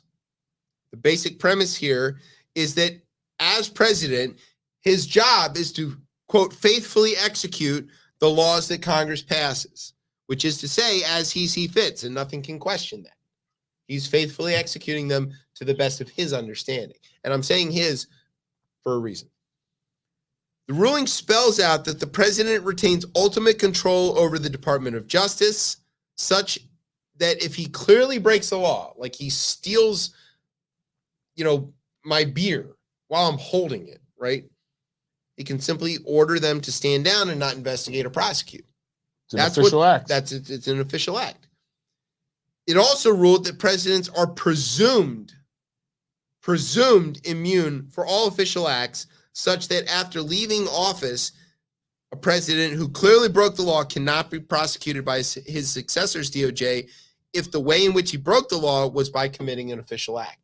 The presumption of immunity, just like the presumption of innocence in this country, now exists, even though that's not in the Constitution. Furthermore, it ruled that the motives behind the commission of an official act that clearly breaks a law cannot be investigated or even entered into evidence. So if the president tells the attorney general to instruct the FBI to kill somebody, and the attorney general goes, why do you want to do that? And he goes, I don't like his face. And then the attorney general orders the FBI and they kill somebody. And then later there's a trial about it. And they go, Mr. Attorney General, why did the president order you to have that guy killed? And he goes, I didn't like his face. Objection, Your Honor. Cannot be entered into evidence. You can't ask for what his motives are behind those official acts. Sotomayor went so far as to highlight that if a president were to use an official act, like say ordering SEAL Team 6 to murder a political opponent, that would be legal. Which brings us to our conversation tonight. What should Joe Biden do with his new powers? Yeah, look, he getting back to your old thing. He's a decent man. He's never going to use. He gave a speech essentially saying, "Look, these guys gave me a lot of power, and I'm restraining myself from using it." But I think that was meant to convey, "Hey, I could do this." Yeah, I mean, you know where this does become a real thing, though. To be honest, in God forbid his lame duck session of that. That's exactly right. It becomes that becomes very like it could get real. Like it could get real. So if Joe Biden loses in November, all bets are off. And here's the question that I have. If Joe Biden uses his newfound powers, does that quell all of this question about his ability to serve? You know, do we get done with all of this crying about he's old and he can't speak very well? It would be a real shame if the Army Corps of Engineers happened to bulldoze John Roberts' car, but it would be legal if the president ordered him to do that. I think Amy Coney Barrett's dissent in that of like, and obviously her concurring opinion. Excuse me. I think that was interesting because that's gonna be what the legal scholars use to try to check this at some point. Yeah, but there isn't a check. There is a check because you can't ask about the motive. You can't ask about the motive, right? But it's been put back down to the lower courts, right? About to figuring out what these official acts are. But after the fact. Yes. So you can do the thing and be willing to fight it out in court ad infinitum. I could argue that the president act can be argued down to the Supreme Court for each single thing that you do. Yeah, I don't know. Rob, I don't know. Between her and Rob has tried to stress that this doesn't give this blanket immunity. I think in a sense it does. But I do think the act necessarily, when we're talking about the specific president that we're worried about, this shit never mattered anyways. Like, I mean, right. He was going to do it anyway and wait and see if he got tried. Yeah, exactly. He did it. Yeah, he already did it. And it's up to, again, a Jeff Sessions not prosecuting Hillary Clinton or it's up to Cipollone saying we're all going to resign if you make Jeffrey Clark the AG. But understand this: we will not have that problem because they have 10,000 people ready to. They've already got Republican LinkedIn is popping. They got people vetted ready to. They're ready. And the first test on there is: are you willing to do anything that Trump tells you to do? And if you answer no, then you're fucking out. But if you answer yes, hired. You're hired. Right? You want to be attorney general? Sure. What's your qualifications? I don't know. It would be a tragedy if a drone struck DJ TJ while he was sitting on a stump pretending to like the outdoors. But whoa, bro, no. But it would be legal. No. It would be legal as long as the president ordered it to happen through the army. That's an official act. Or the military, not the army. I'm sorry. They've it would be the awful. Executive branch. It would be awful if for some reason the Bureau of Prisons didn't pay attention while Steve Bannon, who is currently in prison, was shanked by a prisoner that the FBI had paid to do it. No, yes, correct. These are all, I'm not arguing those. It would be legal. This is legal. It would be awful. It would be a sad day for this country if for some mysterious reason, Donald John Trump was found dead after having plummeted from the top of the Washington Monument after having been given a tour by the very Secretary of the Interior herself. But it would be legal. Would be awful, but it would be legal. Does Biden have the courage to do what we all know needs to be done? No. Can he do it in a measured, ratcheting up method that helps the unelected six slowly come to realize the grave mistake that they have made? Just as their sunroom is crushed by Clarence's RV that was dropped by a low-flying B-52 over their house with an upside-down flag. Would be a terrible shame if the Air Force picked up Clarence's RV, loaded it into a B-52, and buzzed the top of Martha Ann Alito's house and dropped it. But it would be legal and fine because it's an official act. they've changed what the executive branch is. But you know who I blame on this as well too a little bit? John Roberts? John Roberts in a sense, but I can easily look in a weak Congress, right? And been intentionally weakened over the they years. didn't fight back. Right.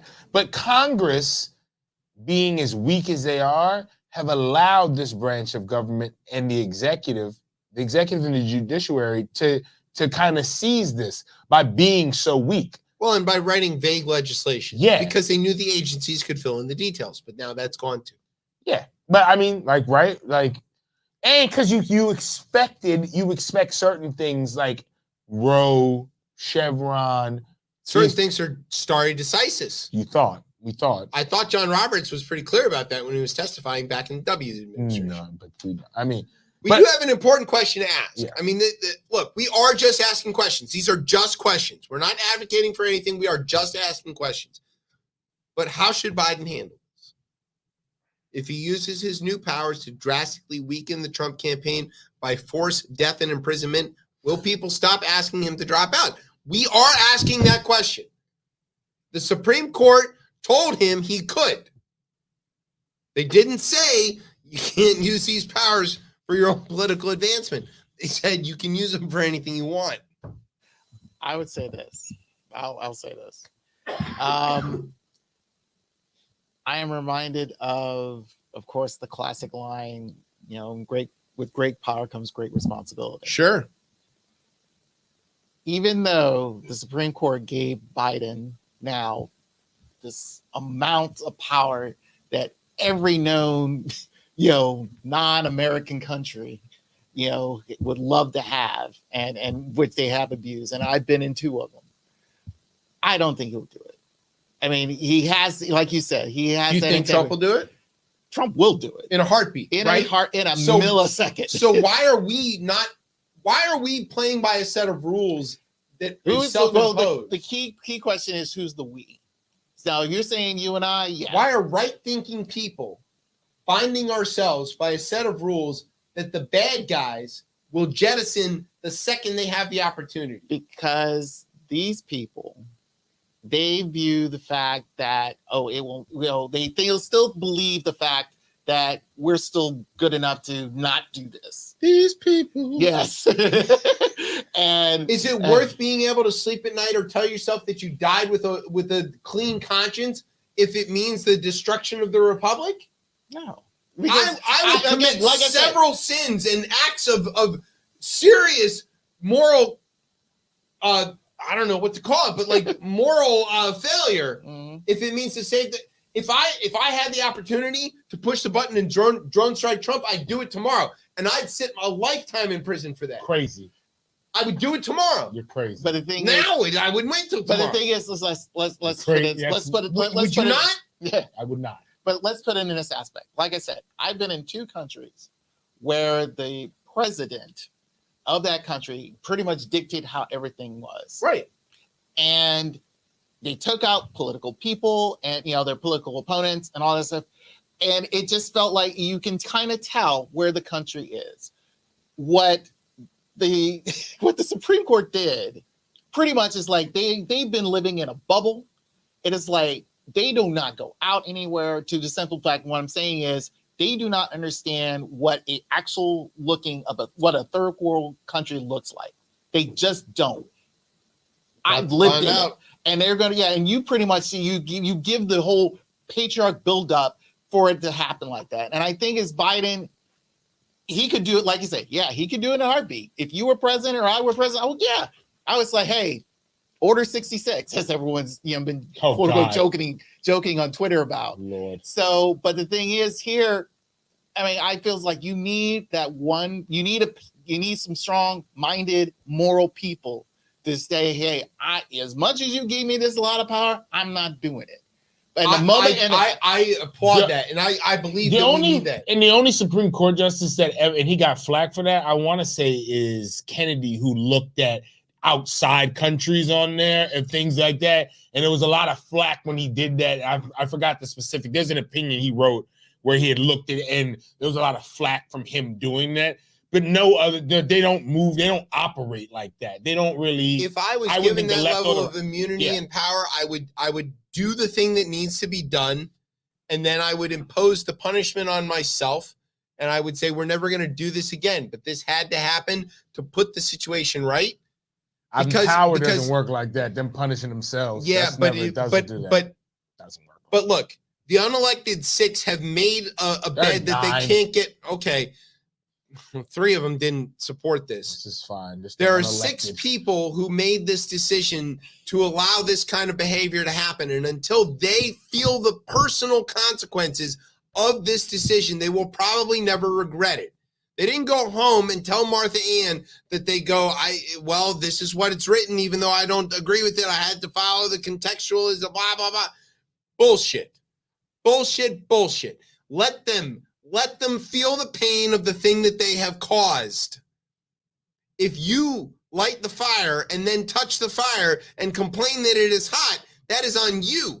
That will happen. I mean, if everything plays out the way that they're doing this, that will happen regardless, because their branch of government will no longer, like, They won't care. I mean, yeah, we'll see. They won't care. Their white supremacist Christo-ethno state will be secure and they will be fine until they're not, and they get hauled off to the camps for looking the wrong way at somebody or whatever. But by then it'll be too late. When they want to use their power, and the executive branch is like, Goes no. you in what army? Yeah. Yeah. But so look, there is an opportunity here to They put it in the voters' hands, obviously, because right now, and it's kind of tricky because of the voter suppression and all that. But the voters so now, that's yet another reason you have to vote for Joe Biden, just for the decency of them not to abuse this newfound power. But not even now for Joe Biden. For the rest of forever, time. you have to be careful not to vote for somebody who you think could just get angry one day and fucking nuke Ohio. Imagine if I was president. Right. Right? Hey. Imagine if I was president and given this power. What's the first thing I would do? I would nuke Columbus tomorrow. Crazy. This show is what is going on. No. You know, it's a lot of violence tonight. You get what I'm saying? But no, I get this is not a safe thing. And I don't think that Roberts and Gorsuch and Beer Can Brett and all these guys, I don't think they really understand what they've done until they feel it. And I believe that they'll have to feel it. Eventually. So there's time. They've changed the executive branch. Biden should use it. He should use it to execute judgment upon those who judged him. He should use it to execute judgment on the judges themselves and force them to reckon with their decision. Force them. Smash their cars, smash their houses, take away their children, imprison their friends, do anything that he wants to until they go, you know what? We're calling a special session of the court. We're going to undo that one. That was a mistake. They can do that. Could he have, what's the name? Could he, as an official act, remove someone from the bench? Hey, why not? He could just throw them in prison, trump up some charges, tell the DOJ to investigate him. They can't ask why he's investigating him. He could tell them that there's a prosecution. He could fix the jury. He could threaten the jury into doing it, right? Because if the jury convicts and they were threatened to do it through an official act by the FBI or by the president or whatever, nobody can ask the questions of it. He could do that. He could convict John Roberts, Neil Gorsuch, Beer Can Brett, Salmon Alito, Clarence Thomas, neighbor Clarence, all of them, Amy Coney Barrett. He could put all of them in prison on a speeding ticket tomorrow because he has immunity, and let him sweat it out. Let him eat that beefaroni for a little while. Let him make a decision about which bunk, the top or the bottom, they want to be on until they decide, I think we fucked up. Special session. Not happening. He doesn't have the courage, but if he did, nobody would be asking whether he's fit to serve. All right, France and Britain, it's good. It's interesting. I think the French one is more surprising. Huh? I think that one is more surprising. I'm impressed. I think people who watch or listen to the show know my opinion of the French. The French. Hashtag the. Rarely have I said anything complimentary about France or the people who live there. But I'm about to say, good on you, France. Way to go. Yeah, I mean, it's interesting in they were like, okay, Le Pen, right? We can't have her and her party. It got too close. It got a little too close. They touched the fire and then woo. Whoa. And then like, but then it's interesting. Except their French, they went, oh. But it's interesting for Macron because he's kind of won the gamble. He won the gamble in a weird way, but with a left that he looks at also as an extreme. Yeah, because he's sort of like a center-right guy. Yeah. So it's kind of one of those things where it's interesting where this fell, where it was like, all right, because like, right, only way you get this is right with their Communist Party, right? If you get like, that's the only way you agree all them together. And interesting gamble by the French, but we know like when the French don't like something, they like, they mean it. They mean that shit. Euro Disney. Yeah. They hate that. They're not messing around. That one, I look 14 years is a long time. And Tory bullshit is Tory bullshit. They've been fucking up for 14 years. They Brexit. They made a bad bet. That's a bad bet. We kind of called that. Yeah. Right? When Brexit happened, we called that on the show. They're like, they're going to regret this. Yeah, because again, like, it's a stupid self-inflicted wound. Yeah, and also too, like the whole idea of the European Union also kind of like they were never excited about it. I would say I wouldn't say England's ever been excited about it, but the pound sterling and all that. Yeah, but they got all the benefits. They got all the benefits of it. And no one knew what they were voting for anyway with that referendum. Like the country didn't really know. There's a lot of disinformation around that. Nigel Farage now has a seat in Parliament. He does that, and that I think also too. When we call the British left right now, they also have changed the way that they present themselves. Very centrist. They are. It's not the same. No, it's not the same. And then also too, so you also got to be careful with the left in Britain because then they start saying anti-Semitic shit sometimes and all. Like you got to be kind of careful. Or they turn into Tony Blair. They turn into Tony Blair. That was New Labour. New Labour. That was New Labour. I think that one there isn't surprising because what the British people always thought what the Tories sold them coming out of the financial crisis was, hey, we'll fix this here. And then you strip you put austerity measures in there that a country that comes out of World War II and only knows the state supporting them, right? Even with Thatcher, even then, like she tried, but the state was still. I mean, they lived through that with the rationing and all that stuff from the 50s on. Yeah, exactly. So it's kind of like, and then you go and you dismantle and butcher what's the most important thing to that NHS. The NHS, and you also butcher the economy at the same time. You can't keep doing that, like.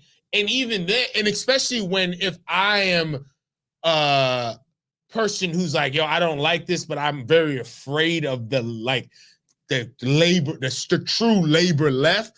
They've presented themselves as, hey, we're not that type of left anymore.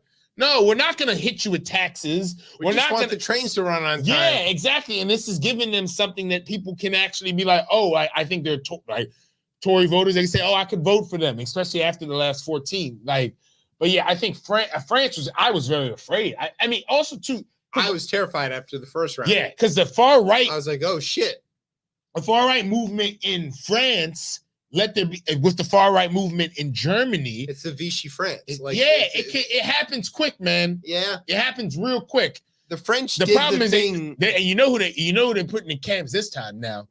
All these people coming across the Mediterranean. Yeah, that's what's gonna happen. Yeah. Yeah. And then they'll go back to old tricks very soon. They'll go back to their own. Trust me, yes.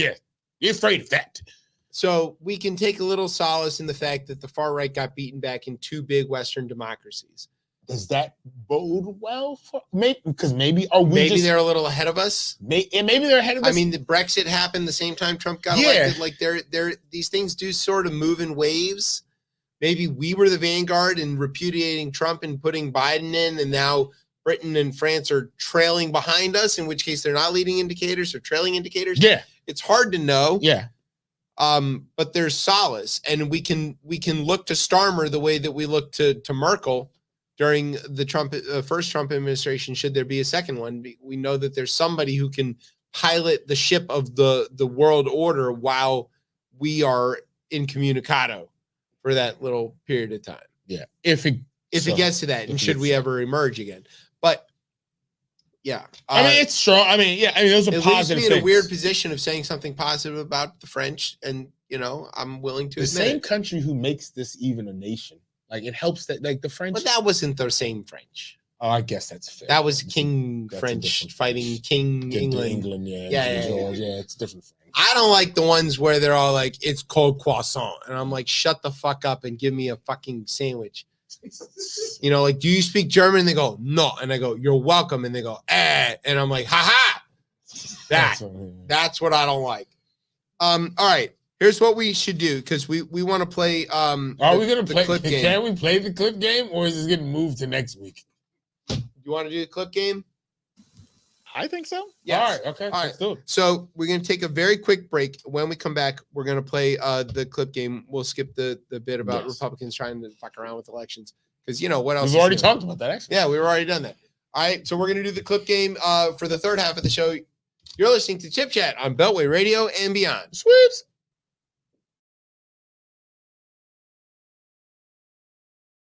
Stuck on stupid on stuck on stupid on stuck on stupid on stuck on stupid on stupid on stupid on stupid on stupid on stupid on stuck on stupid on stupid on stupid on stupid on stupid on stupid on stupid on stupid on. Hey, Mr. Humanoid over here thinking I lied for a sec. I guess the worst you could do is you might get upset, so here we go.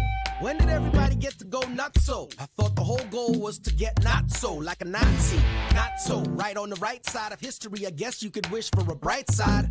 But that would be stupid, like making the same mistakes. Like killing brain cells just to save some space. Stupid. Stupid on stupid on stupid on stupid on stupid on stupid on stuck on stupid on stupid on stupid on stupid on stupid on stupid on stupid on stupid. They say that stupid is as stupid does. What does that mean? If you do something stupid, then stupid you is getting a buzz or having a bad week. Time to recharge the battery, which usually means more stupid decisions. But great stories, great time, and great fun. New traditions, more bad decisions. Better stop before you see the prison, stupid. If you lucky, maybe Cupid pay you a visit and you could be stupid in love, stupid. Stuck on stupid on stupid on stupid on stupid on stupid on stupid on stuck on stupid on stupid on stupid on stupid on stupid on stupid on stupid on stupid on stupid.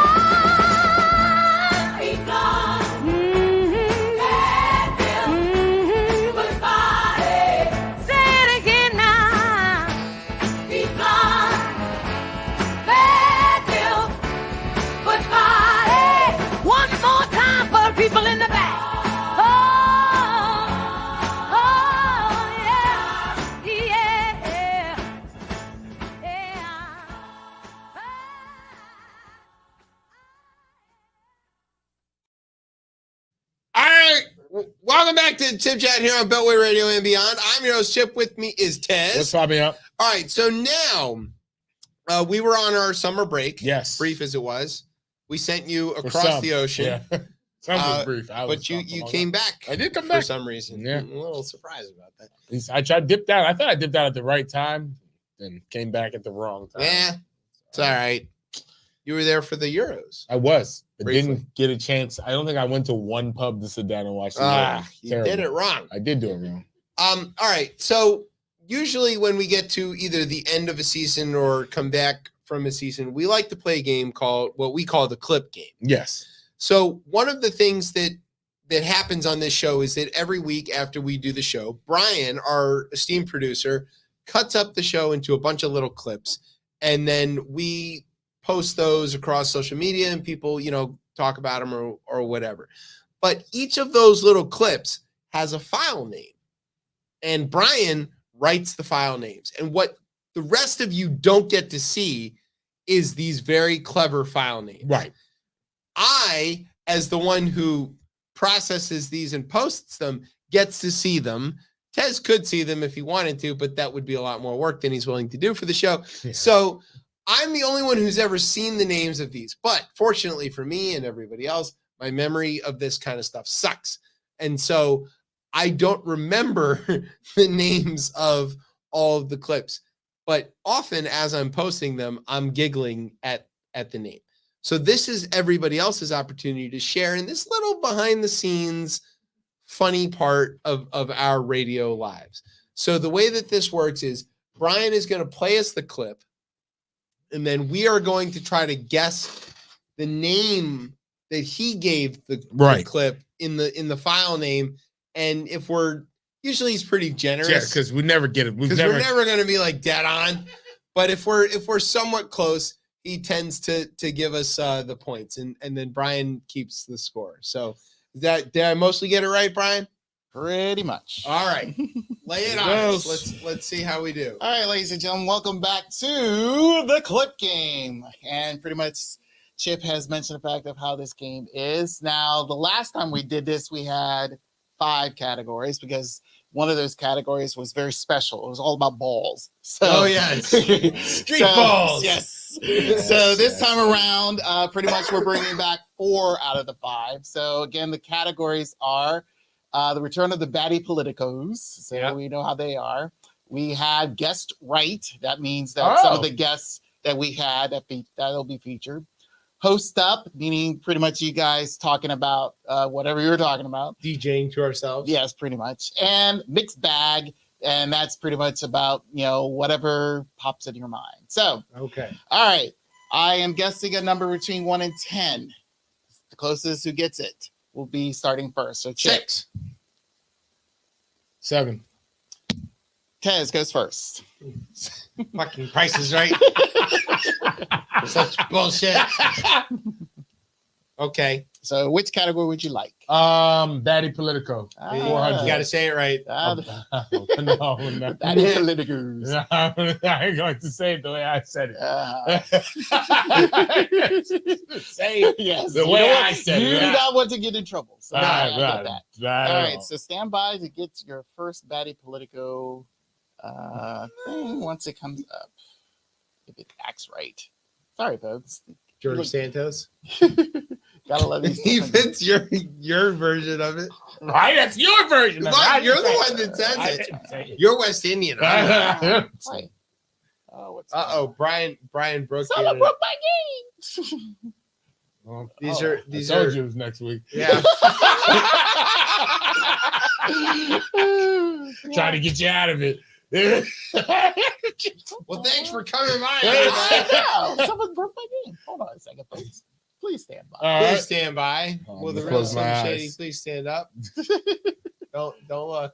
Oh. What the hell happened? He has all the playlists. It's wrecked it. Yeah, someone wrecked it. Brian, you don't want to show everybody. I know. Let me fix this like that. All right. Let me hold on a second, folks. Let me go back. We could cheat otherwise. That would be unethical. Yeah. No. Much like bulldozing John Roberts' cars. I'm not saying Joe Biden should. I'm just saying he could. What if? What if? The what ifs. What's the Tucker thing? I'm just asking questions. I'm just asking. Yeah. Not suggesting it. Also, I like that apparently Biden watches Morning Joe as much as I do. He definitely does. Hates the New York Times as much as Donald Trump. Now he does. Yeah, now he does, right? Right up until a couple weeks ago, he was like, "Oh, yeah." No. All right, we got it now. It's this system. Okay, All right, so let's look at the batty Politico. All right, there we go. All right, here we go. Stand by for the first batty political question. Stand by. It's called unmute. Yeah. Says everybody on their Zoom. Yeah. Yeah, right. Every person. Unmute. I know. Hold on a second. I gotta. Dan, you're muted. I know. How many times is Oh, that? sorry. No, Jeffrey Tubin, I'll no. put that up first, and then I'll do it. There we go. All right, we got it. I gotta see what happens when we do things on That's live StreamYard. radio. Hey, baby. love it. Look. Yes. So we gotta do everything slowly but surely. All right. It's all right. All right, here we go. Here we go. Stand by. I am. We're standing by. Locked and ready. Still Stand standing back by. and stand by. Aim and Very clear where that's going to factor in the space lasers. Okay.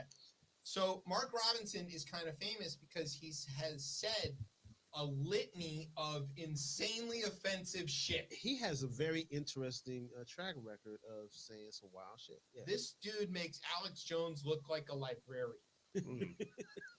It's shocking. Yeah.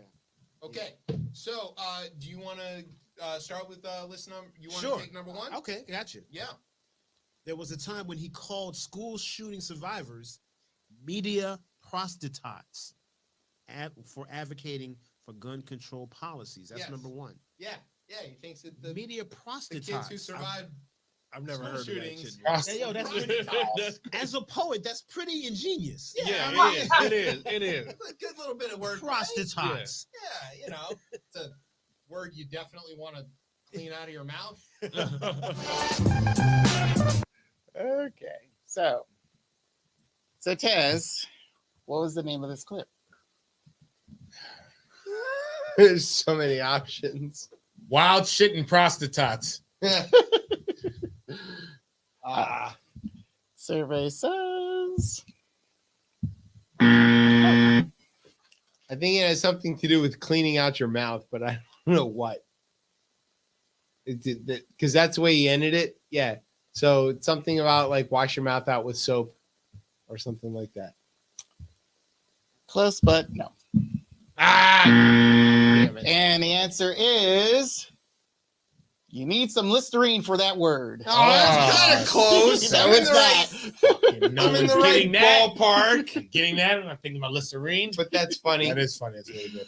All Very right. funny. Chip, which category would you like? I'll take the mixed bag. Mixed bag. All Yeah. right. So, It's the only category I remember. all right. Here's mixed bag. When I find a mixed bag, hopefully this thing will work for me. Playlist. So, yes, folks, these playlists go crazy. Don't put the internet There you is brought true little D democracy to every aspect of the world. You can easily get your hands on anything. Well, let me write it. Oh, what? No. Let just- me rewind it. Hold on. I was enjoying listening to my own voice. Oh, you were. Shocking. So shocking. So shocking. The internet is brought true little D democracy to every aspect of the world. You can easily get your hands on anything you want. Yeah. It's relatively inexpensive. Thank you, child labor. Yeah. And it's relatively easy to control because the AI does most of the flying. So like all the barriers to entry in war are removed. And don't give humans that. You want to get into a war? Yeah. It's Make a- it easy. Click, 2-day shipping, Prime, boom, bang, there goes Yeah. your enemy. I mean, I use Amazon as a weapon. I prime things to people as jokes. This was wow. Yeah, it's really fun. My sister-in-law used to be married to this guy. Okay. He was a dick. Oh, this Is guy. a dick. This guy. Yeah. Oh. Is an Eagles fan. Just that tells you everything. So at one point, there was some bit where they had moved to a faraway place, and his mother was like, "Hey, I wanted to send them these hangers, coat hangers, but the shipping is exorbitant." That was her word. And so she said, "Can we ship them to your house and you can put them in your suitcase when you go to visit them?" No, you cannot. So she went out to go visit him in this far off land. Yeah. And I knew when she was doing it. So I primed a set of coat hangers to arrive at the same place while she was there visiting for like a week to prove how Fast. Yeah. easily this is doable. Yeah. And the shipping was exorbitant. It was $3 extra.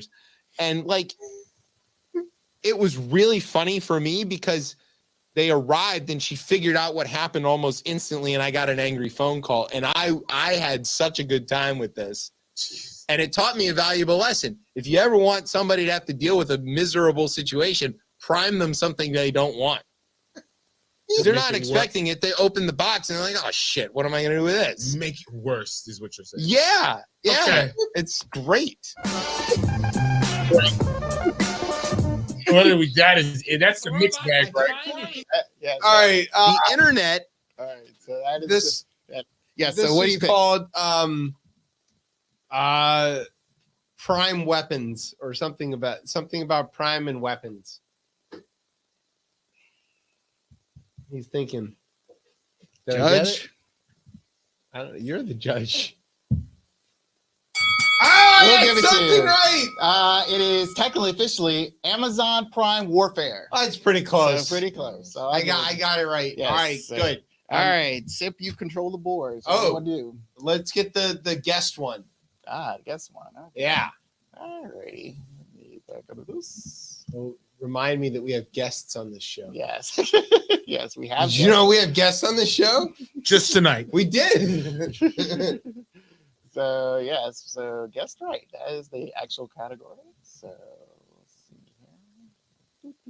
here. Let's see. Stand by. Let's see how right I am. I got one already. Feel great about that. It's probably my only one I'm gonna get. I get none. You won. Yeah, well, yeah. One. Yeah. In rock and roll and in hip hop, you often find these super groups. We've got. All right, stand by. Uh-oh. Is this 7 minutes and 12 seconds long? That's good. Nah. Everyone says that. Okay. I was like, oh Lord.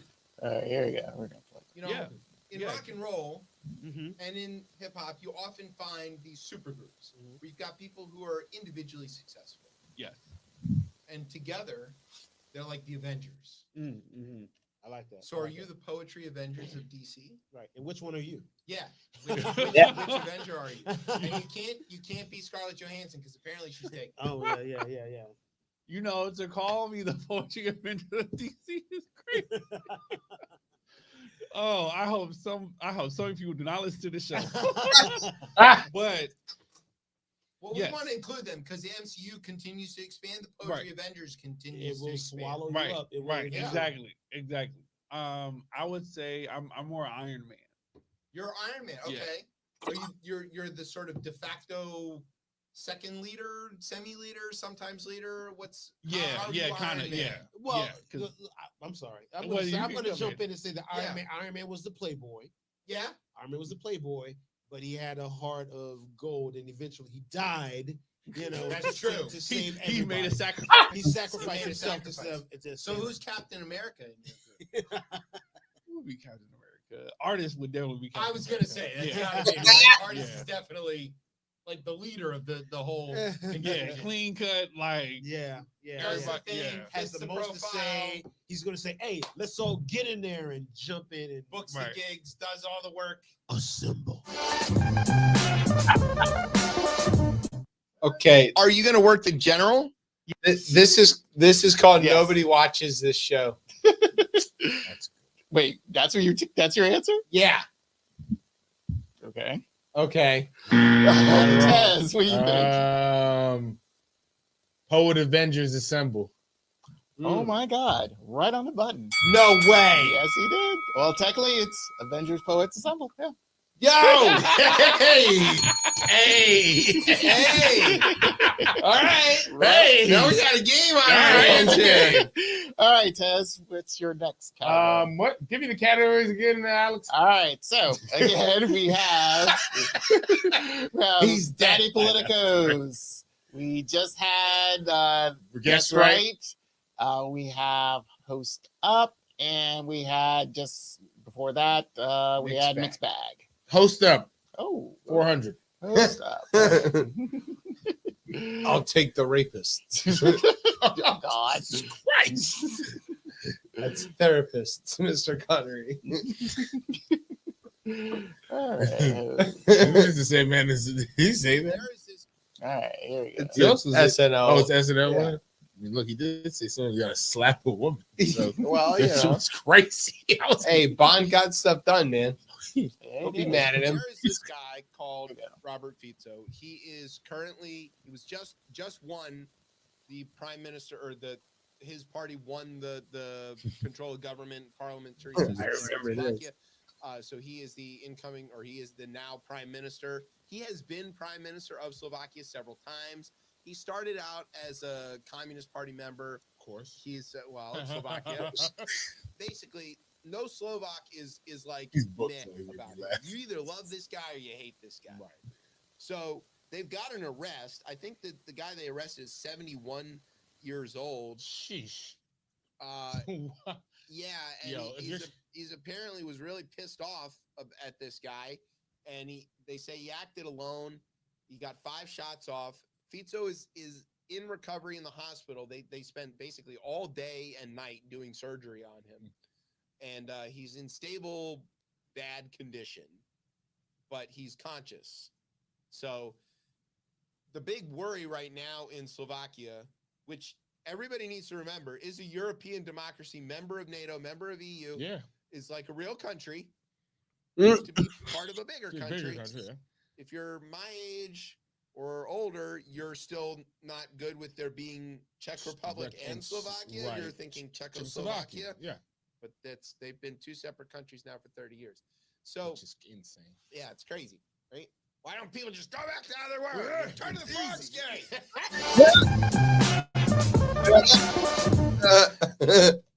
Remember how Matt Gates adopted? All right, so what is this one? Shit, there's a lot. God. I think I know what I would call it, but I'm wrong.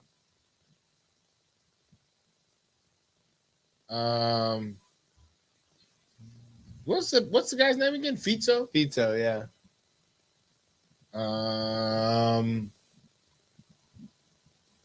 There's a lot of thinking going There's on. a lot that was happening there. I'm trying to think was a on lot. there. Yeah. Dead ass frogs. Okay. That's Wrong. Chip?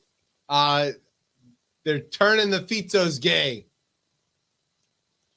Close, but no. Ah!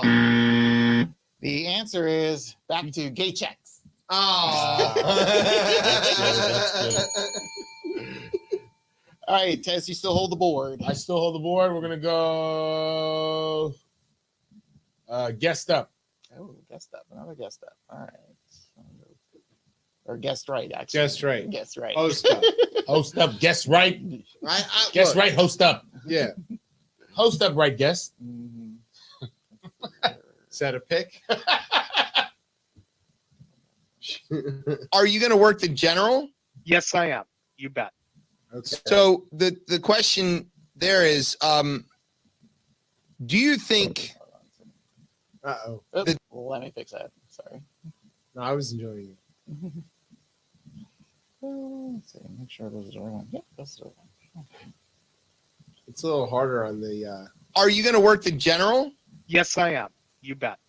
So the question there is, do you think that there is a danger of the election deniers volunteering for these jobs and kind of mucking up the whole process?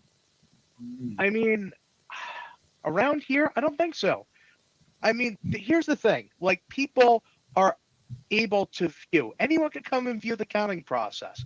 People were taking pictures of me there was a woman who asked exactly what I was doing, and I explained what we were doing to reconcile, and I gave a very thorough explanation as to what we were doing. She said, thank you. That was a very good answer. I mean, I had news crews behind me. I was even told there was a crew there from Russia. And I wish I'd known that because I'm Ukrainian and I literally have "Go fuck yourself" tattooed on the back of my leg in Ukrainian Cyrillic. And I would have loved to have rolling up my pant leg. Would have been great. But I mean, it was something. Sorry, getting over the flu and I'm a bit tired. No, it's okay. If Tucker Carlson wants to interview you, would you do it? I would, because I could tear him. Let's just say I could make him the goatsy man with my words. Wow.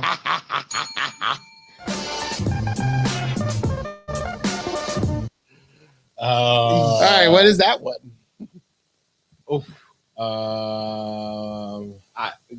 Yeah. Count me in, count me out. Okay. Chip? Goatsy Carlson. Ow! Nope. The answer is General Parole Directorate. Oh, that's really good. That's really good. Obviously, that's what you made it. Yes. There's a poll in it. The poll. Yes, Hey. yes. All right, Tez, you still control. Brian loves the poll. And Bobert on it. So. Okay. Let you know. God, now I forgot what was the other one? Batty Politico. Batty Politicos. What we Yeah. Back to the baddies. All right. Batty Politicos. Yeah. It's batty. Like bats on the brain. Batty. Yeah. Even that's There's Oh, so much going on. The way he's saying it. No, like when people respond KK. You're always No, one step away. No, yeah, don't do that. Just the 1K. There's so much going on that we don't even have time to talk. We're going to be off next week. That's really helpful because I was gonna put in my PTO. I go into a wedding on Thursday. We're off next week Somehow this works out for Leap Day, which means we don't have time to tell you that the government is going to shut down the day after we're off. Yeah. Because there's no bill and there's only 3 days, working days, for the House to get that together and none for the Senate. It's cold. Trouble. So, It's cold. Right. Plans are, which costs some like the amount of productivity in dollars it costs for them to start planning for shutdown. I forgot the exact number. It's terrible. It's just that it's every like herky jerky almost shutdown costs the government billions of dollars. It's a bad way to do things, which is why Marjorie Taylor Greene likes it. She told a Sky News reporter to kiss her ass this week. Yes, I did hear that. That was pretty good. Way to focus on NATO. All of that is not going to be covered tonight. Can't do it. There's too much else to talk about. Right. Okay. Can we take a take? Can we take? All All right. right. So what's this one? Kiss my ass and shut down. Good one. Pretty But Think like Brian. Yeah. Think like Brian. Marjorie's ass. Marjorie's ass. You won. damn, so good. But Ah. all right, the actual answer is you had Marjorie, but it was no time for MTG. Oh. I mean, that's pretty close. That's close, but not that She close. ate trans people because they solved. Mega's MVP. Yeah. Yeah. All right, Tez. Well, let's get a recap. Right now, the score is tied. 1-1. Hey, One look to at one. that. All right. How many questions do we have left? We got plenty, but Oh, you know, okay, until like I say, we'll stop around 12:15. So Okay, there you go. all right. Okay, well, Hey, So all right. Tez, you His still game. control the board. All right, I control the board. We're gonna go with what is it? Host up. Host up. Okay. I Host think up it's host again. up. All right. Host up again. Okay. Host up. He's picking one. Yep. Yeah, I got a lot of play. There's a lot of options Yes. because it's about us. Mm-hmm. We're always on this show, except when you're not. Yeah. Okay, you got me. Well, sometimes I'm not here. Yeah, there is this guy called Robert. Remember how Matt Gaetz adopted? Oh, you're Ready. gonna love. Actually, Harley? I think you're gonna love this one. Yeah, let's do this. Are you trying to? All right, so we're. Of course, I'm trying to cheat. He is not me. No. Just like looking up old shows. No. All right, here we go. All right, so we're I'll do it back in my free with, time. with our clip game.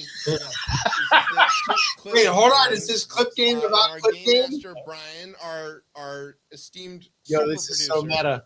who won you won an award for that, didn't you, Brian? Yes, I did. I want a nice white belt. It's oh god, I didn't buy the belts. Take that up with the 420 guys. But yeah. So and we've got a score. And the score's 1-1. The Imp Clip Georgia score. You can see it's 1-1 after the first half. That's gonna be a random thing I say.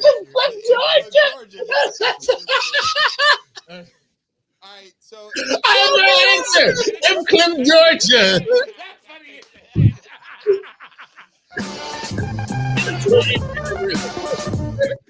Oh my god. Imp Clip Georgia. We're already- Obviously, I'm going Imp Clip We're Georgia. already watching us watch our own. Yo, you had to get that. Okay. I'm calling the AI. I have my answer. Don't play any more video. It's already. I'm done. That shit made me laugh so hard. That's still the most classic. That is a fucking Imp Clip Georgia. It's Clip Georgia. Where is that? Where in Georgia? It was just a little before that. Because I looked up and I was like, wait, Imp Clip Georgia. Because it cut off. Clip Game. Yeah, Clip Game's code name is Imp Clip Georgia. Clip Georgia. And that was us watching us play the clip game. At 1-1. And it 1-1. My fucking face hurts. That's Oh my so God. fucking stupid. Yo. That was so, man, this is maximum DJ to ourselves. Yo, oh my God. Oh, Lord. Jazzy still controls. Oh, Okay, God. All right, yeah. I'm going to Crush now. And then I'm going You're really good at the Imp Clip Georgia. I know. Yeah. Imp Clip Georgia, 500. No, I might as well say hi. Is it Host Up? Yeah. Imp Clip Imp Georgia. Clip Georgia. I forgot about that. I had to. I wasn't lying when I say like this show happens and then it just happens. And it's like it's the experience. Yo, But for everybody else who's watching it, like it's for them, that's an experience. And then I hope they forget it too. I remember how Matt Gaetz adopted a son and then nobody's heard about him since. Yeah. He was 19. Guess what the deal is with Mike Johnson's 17-year-old son? Yeah, he's not his actual son. And he's not actually officially adopted either. He just, lives with him. Funny business. Something about this does not smell right. Funny business. Funny business. I can't imagine a dumber way to undo your speakership. How many speakers do we have this year? Well, 2 more? 7 or 8, I guess. 7 or 8. I don't know. I think 2 more. This guy is Eddie He's not Hauser gonna make 2.0. it. Yeah, he won't make it. I think we get 2 more. Before the end of the calendar year? No, before the Oh. end of next year. Or Before the election, more so. Yeah. Yeah. 2? So So far, you're wrong about yeah, he's gone. He's gone by January. No, right? I think He's gonna butcher. one of 2 things is going to happen. The sex scandal is going to emerge and he's going to get hung on it. Yeah, Pun definitely intended. Or call that Pence. he's going to get Get penced on it. The second thing that's going to happen. This dick. I don't know if that's exactly appropriate, but sure. It works. His name is Mike Johnson. Yeah. The other thing is Oh, that could happen is he cuts a deal to keep the government open, and Matt Gaetz attacks him again, and that's all over. So one of those 2 things is going to happen before February, 100%. Yeah, Neither of us was if right. you're right. Disagree, hit us in the comments in this show. I will personally bet everybody a 6-pack that listens. Or last time you did this with Strasburg, you hit a home run. Be careful. $64.08. Jesus, I'll never forget that fucking guy.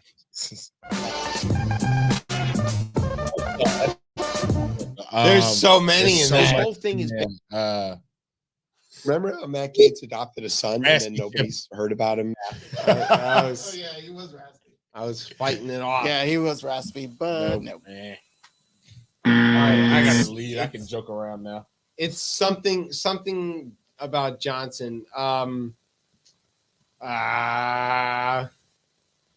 This Johnson, something like that. This Johnson. You know, we're like this dick, but it's like Johnson, Mike Johnson, Uh, or Pence. Something about Pence. Johnson Pence. No, we're not giving it. Oh, well, yeah. If you really thought about you really listening, you were making a bet, so you were betting on Porn Johnson. Oh, So not after 2025 project. Porn is banned. pretty much. Yeah. Sadly. It's your accountability partner. Yeah. All right, Tez. Yep. We got- How are they going to enforce that? Baddie Politico. back to the baddies.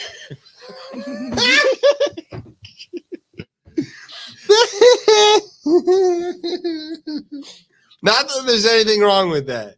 Oh, it's only the gay frogs. It's fine. That's the only one.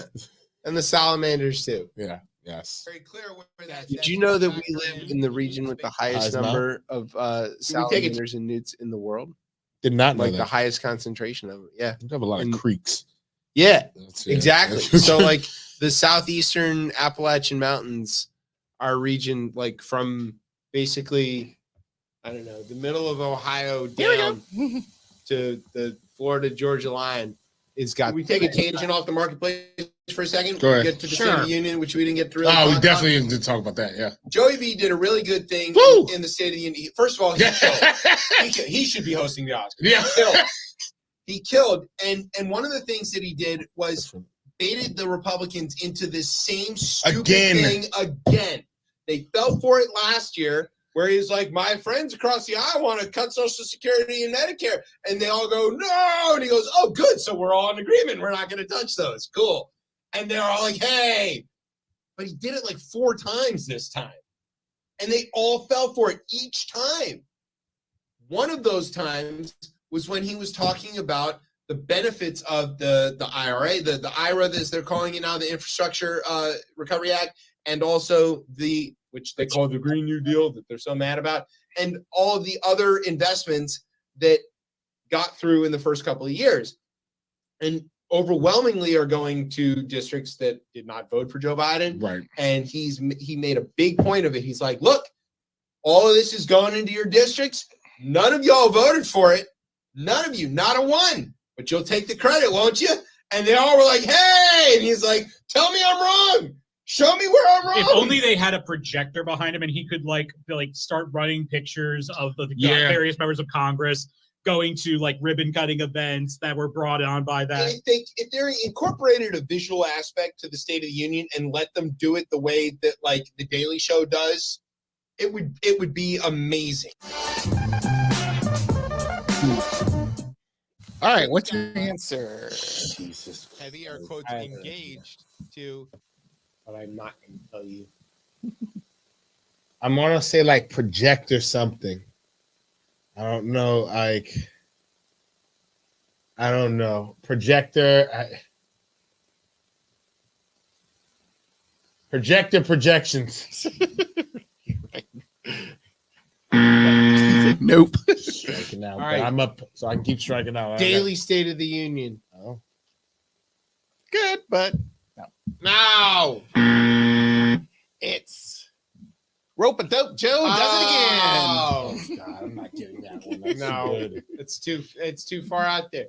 So like this is the thing that we're talking about. Like these things have these great names and it works so well. We're just not that smart. You gotta believe. We gotta believe. You gotta believe. All right, go. Wrong person. You don't have to lead. The other person does. Oh, Tez is still in control. Still of on the board. Still controlling the board. Keep going. Daddy Politicos is host up. What's the other? Oh, I'm missing. Mixed bag and guest. Yeah. Mixed bag. We haven't done mixed bag in a while. Mixed Okay. bag. Mixed bag. All right, we can go back to mixed bag. Mixed bag. Oh, you're gonna love this one.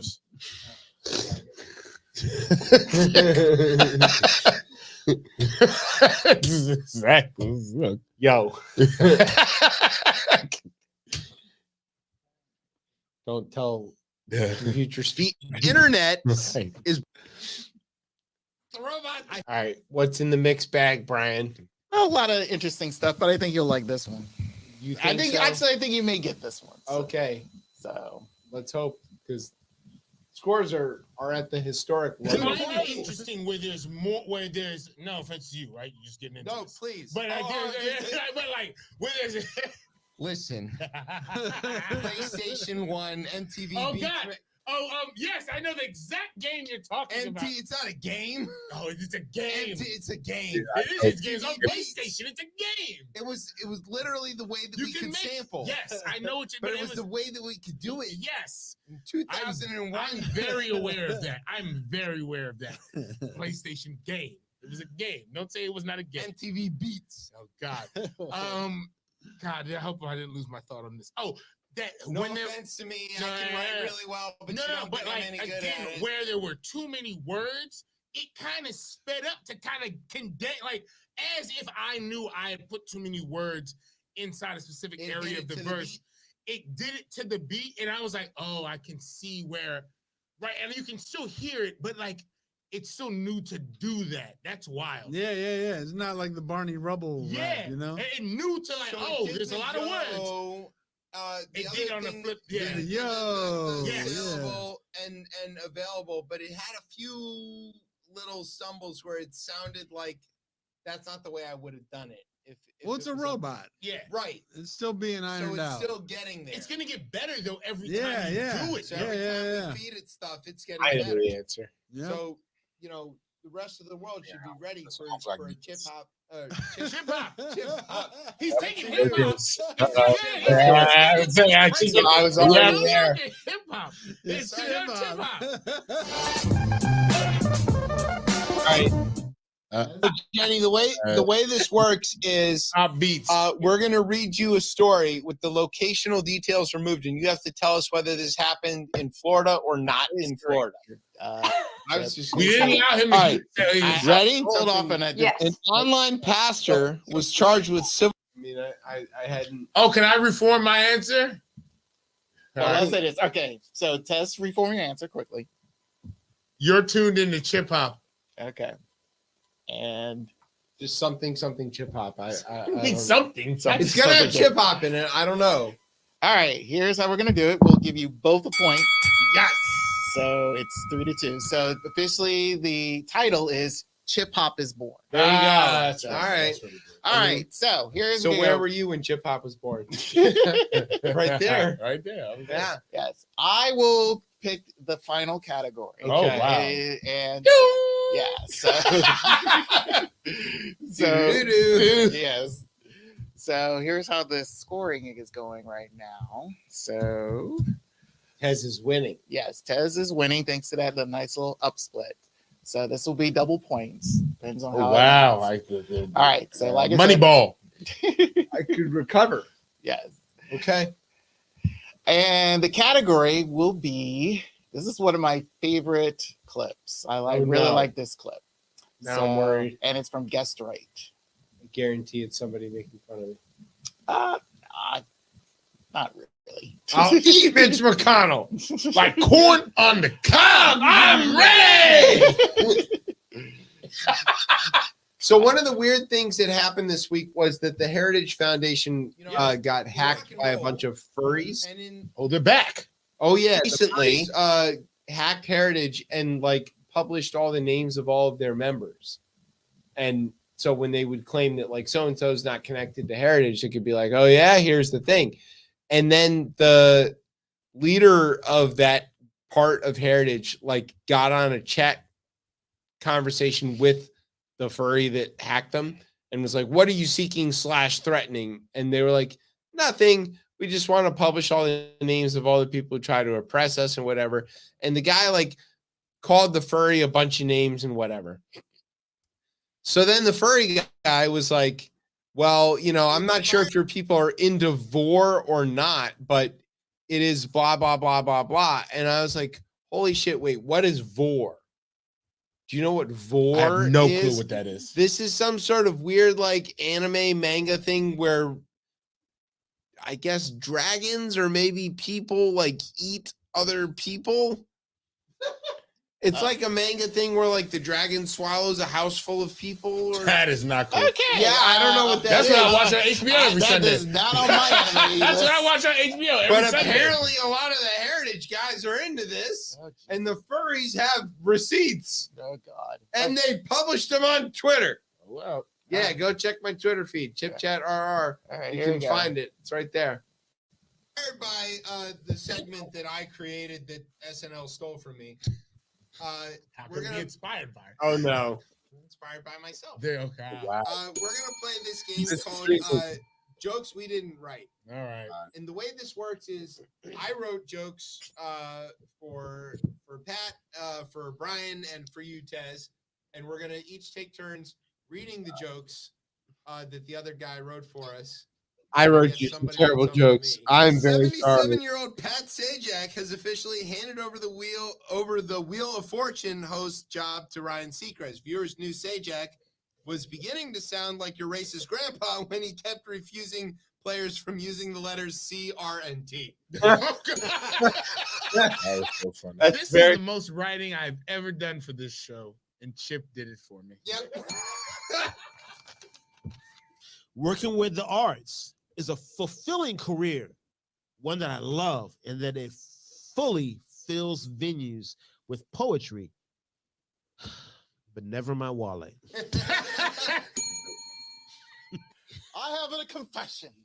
Oh, I know yeah. I'm supposed to be media and tech support, but you guys are so boring that most of the time, unbeknownst to you, I'm over here scrolling through Pornhub under keyword Bober Beatles juice. I have right. All right, what is this one?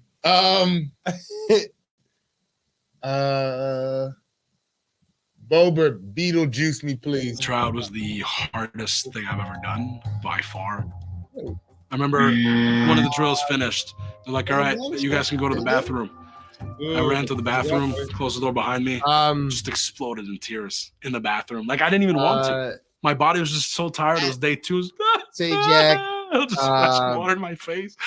Everything hurts. Pat Sajak. Like, this is insane. And then one of the refs That's just so comes up bad. to me. You should lose points. You should lose points.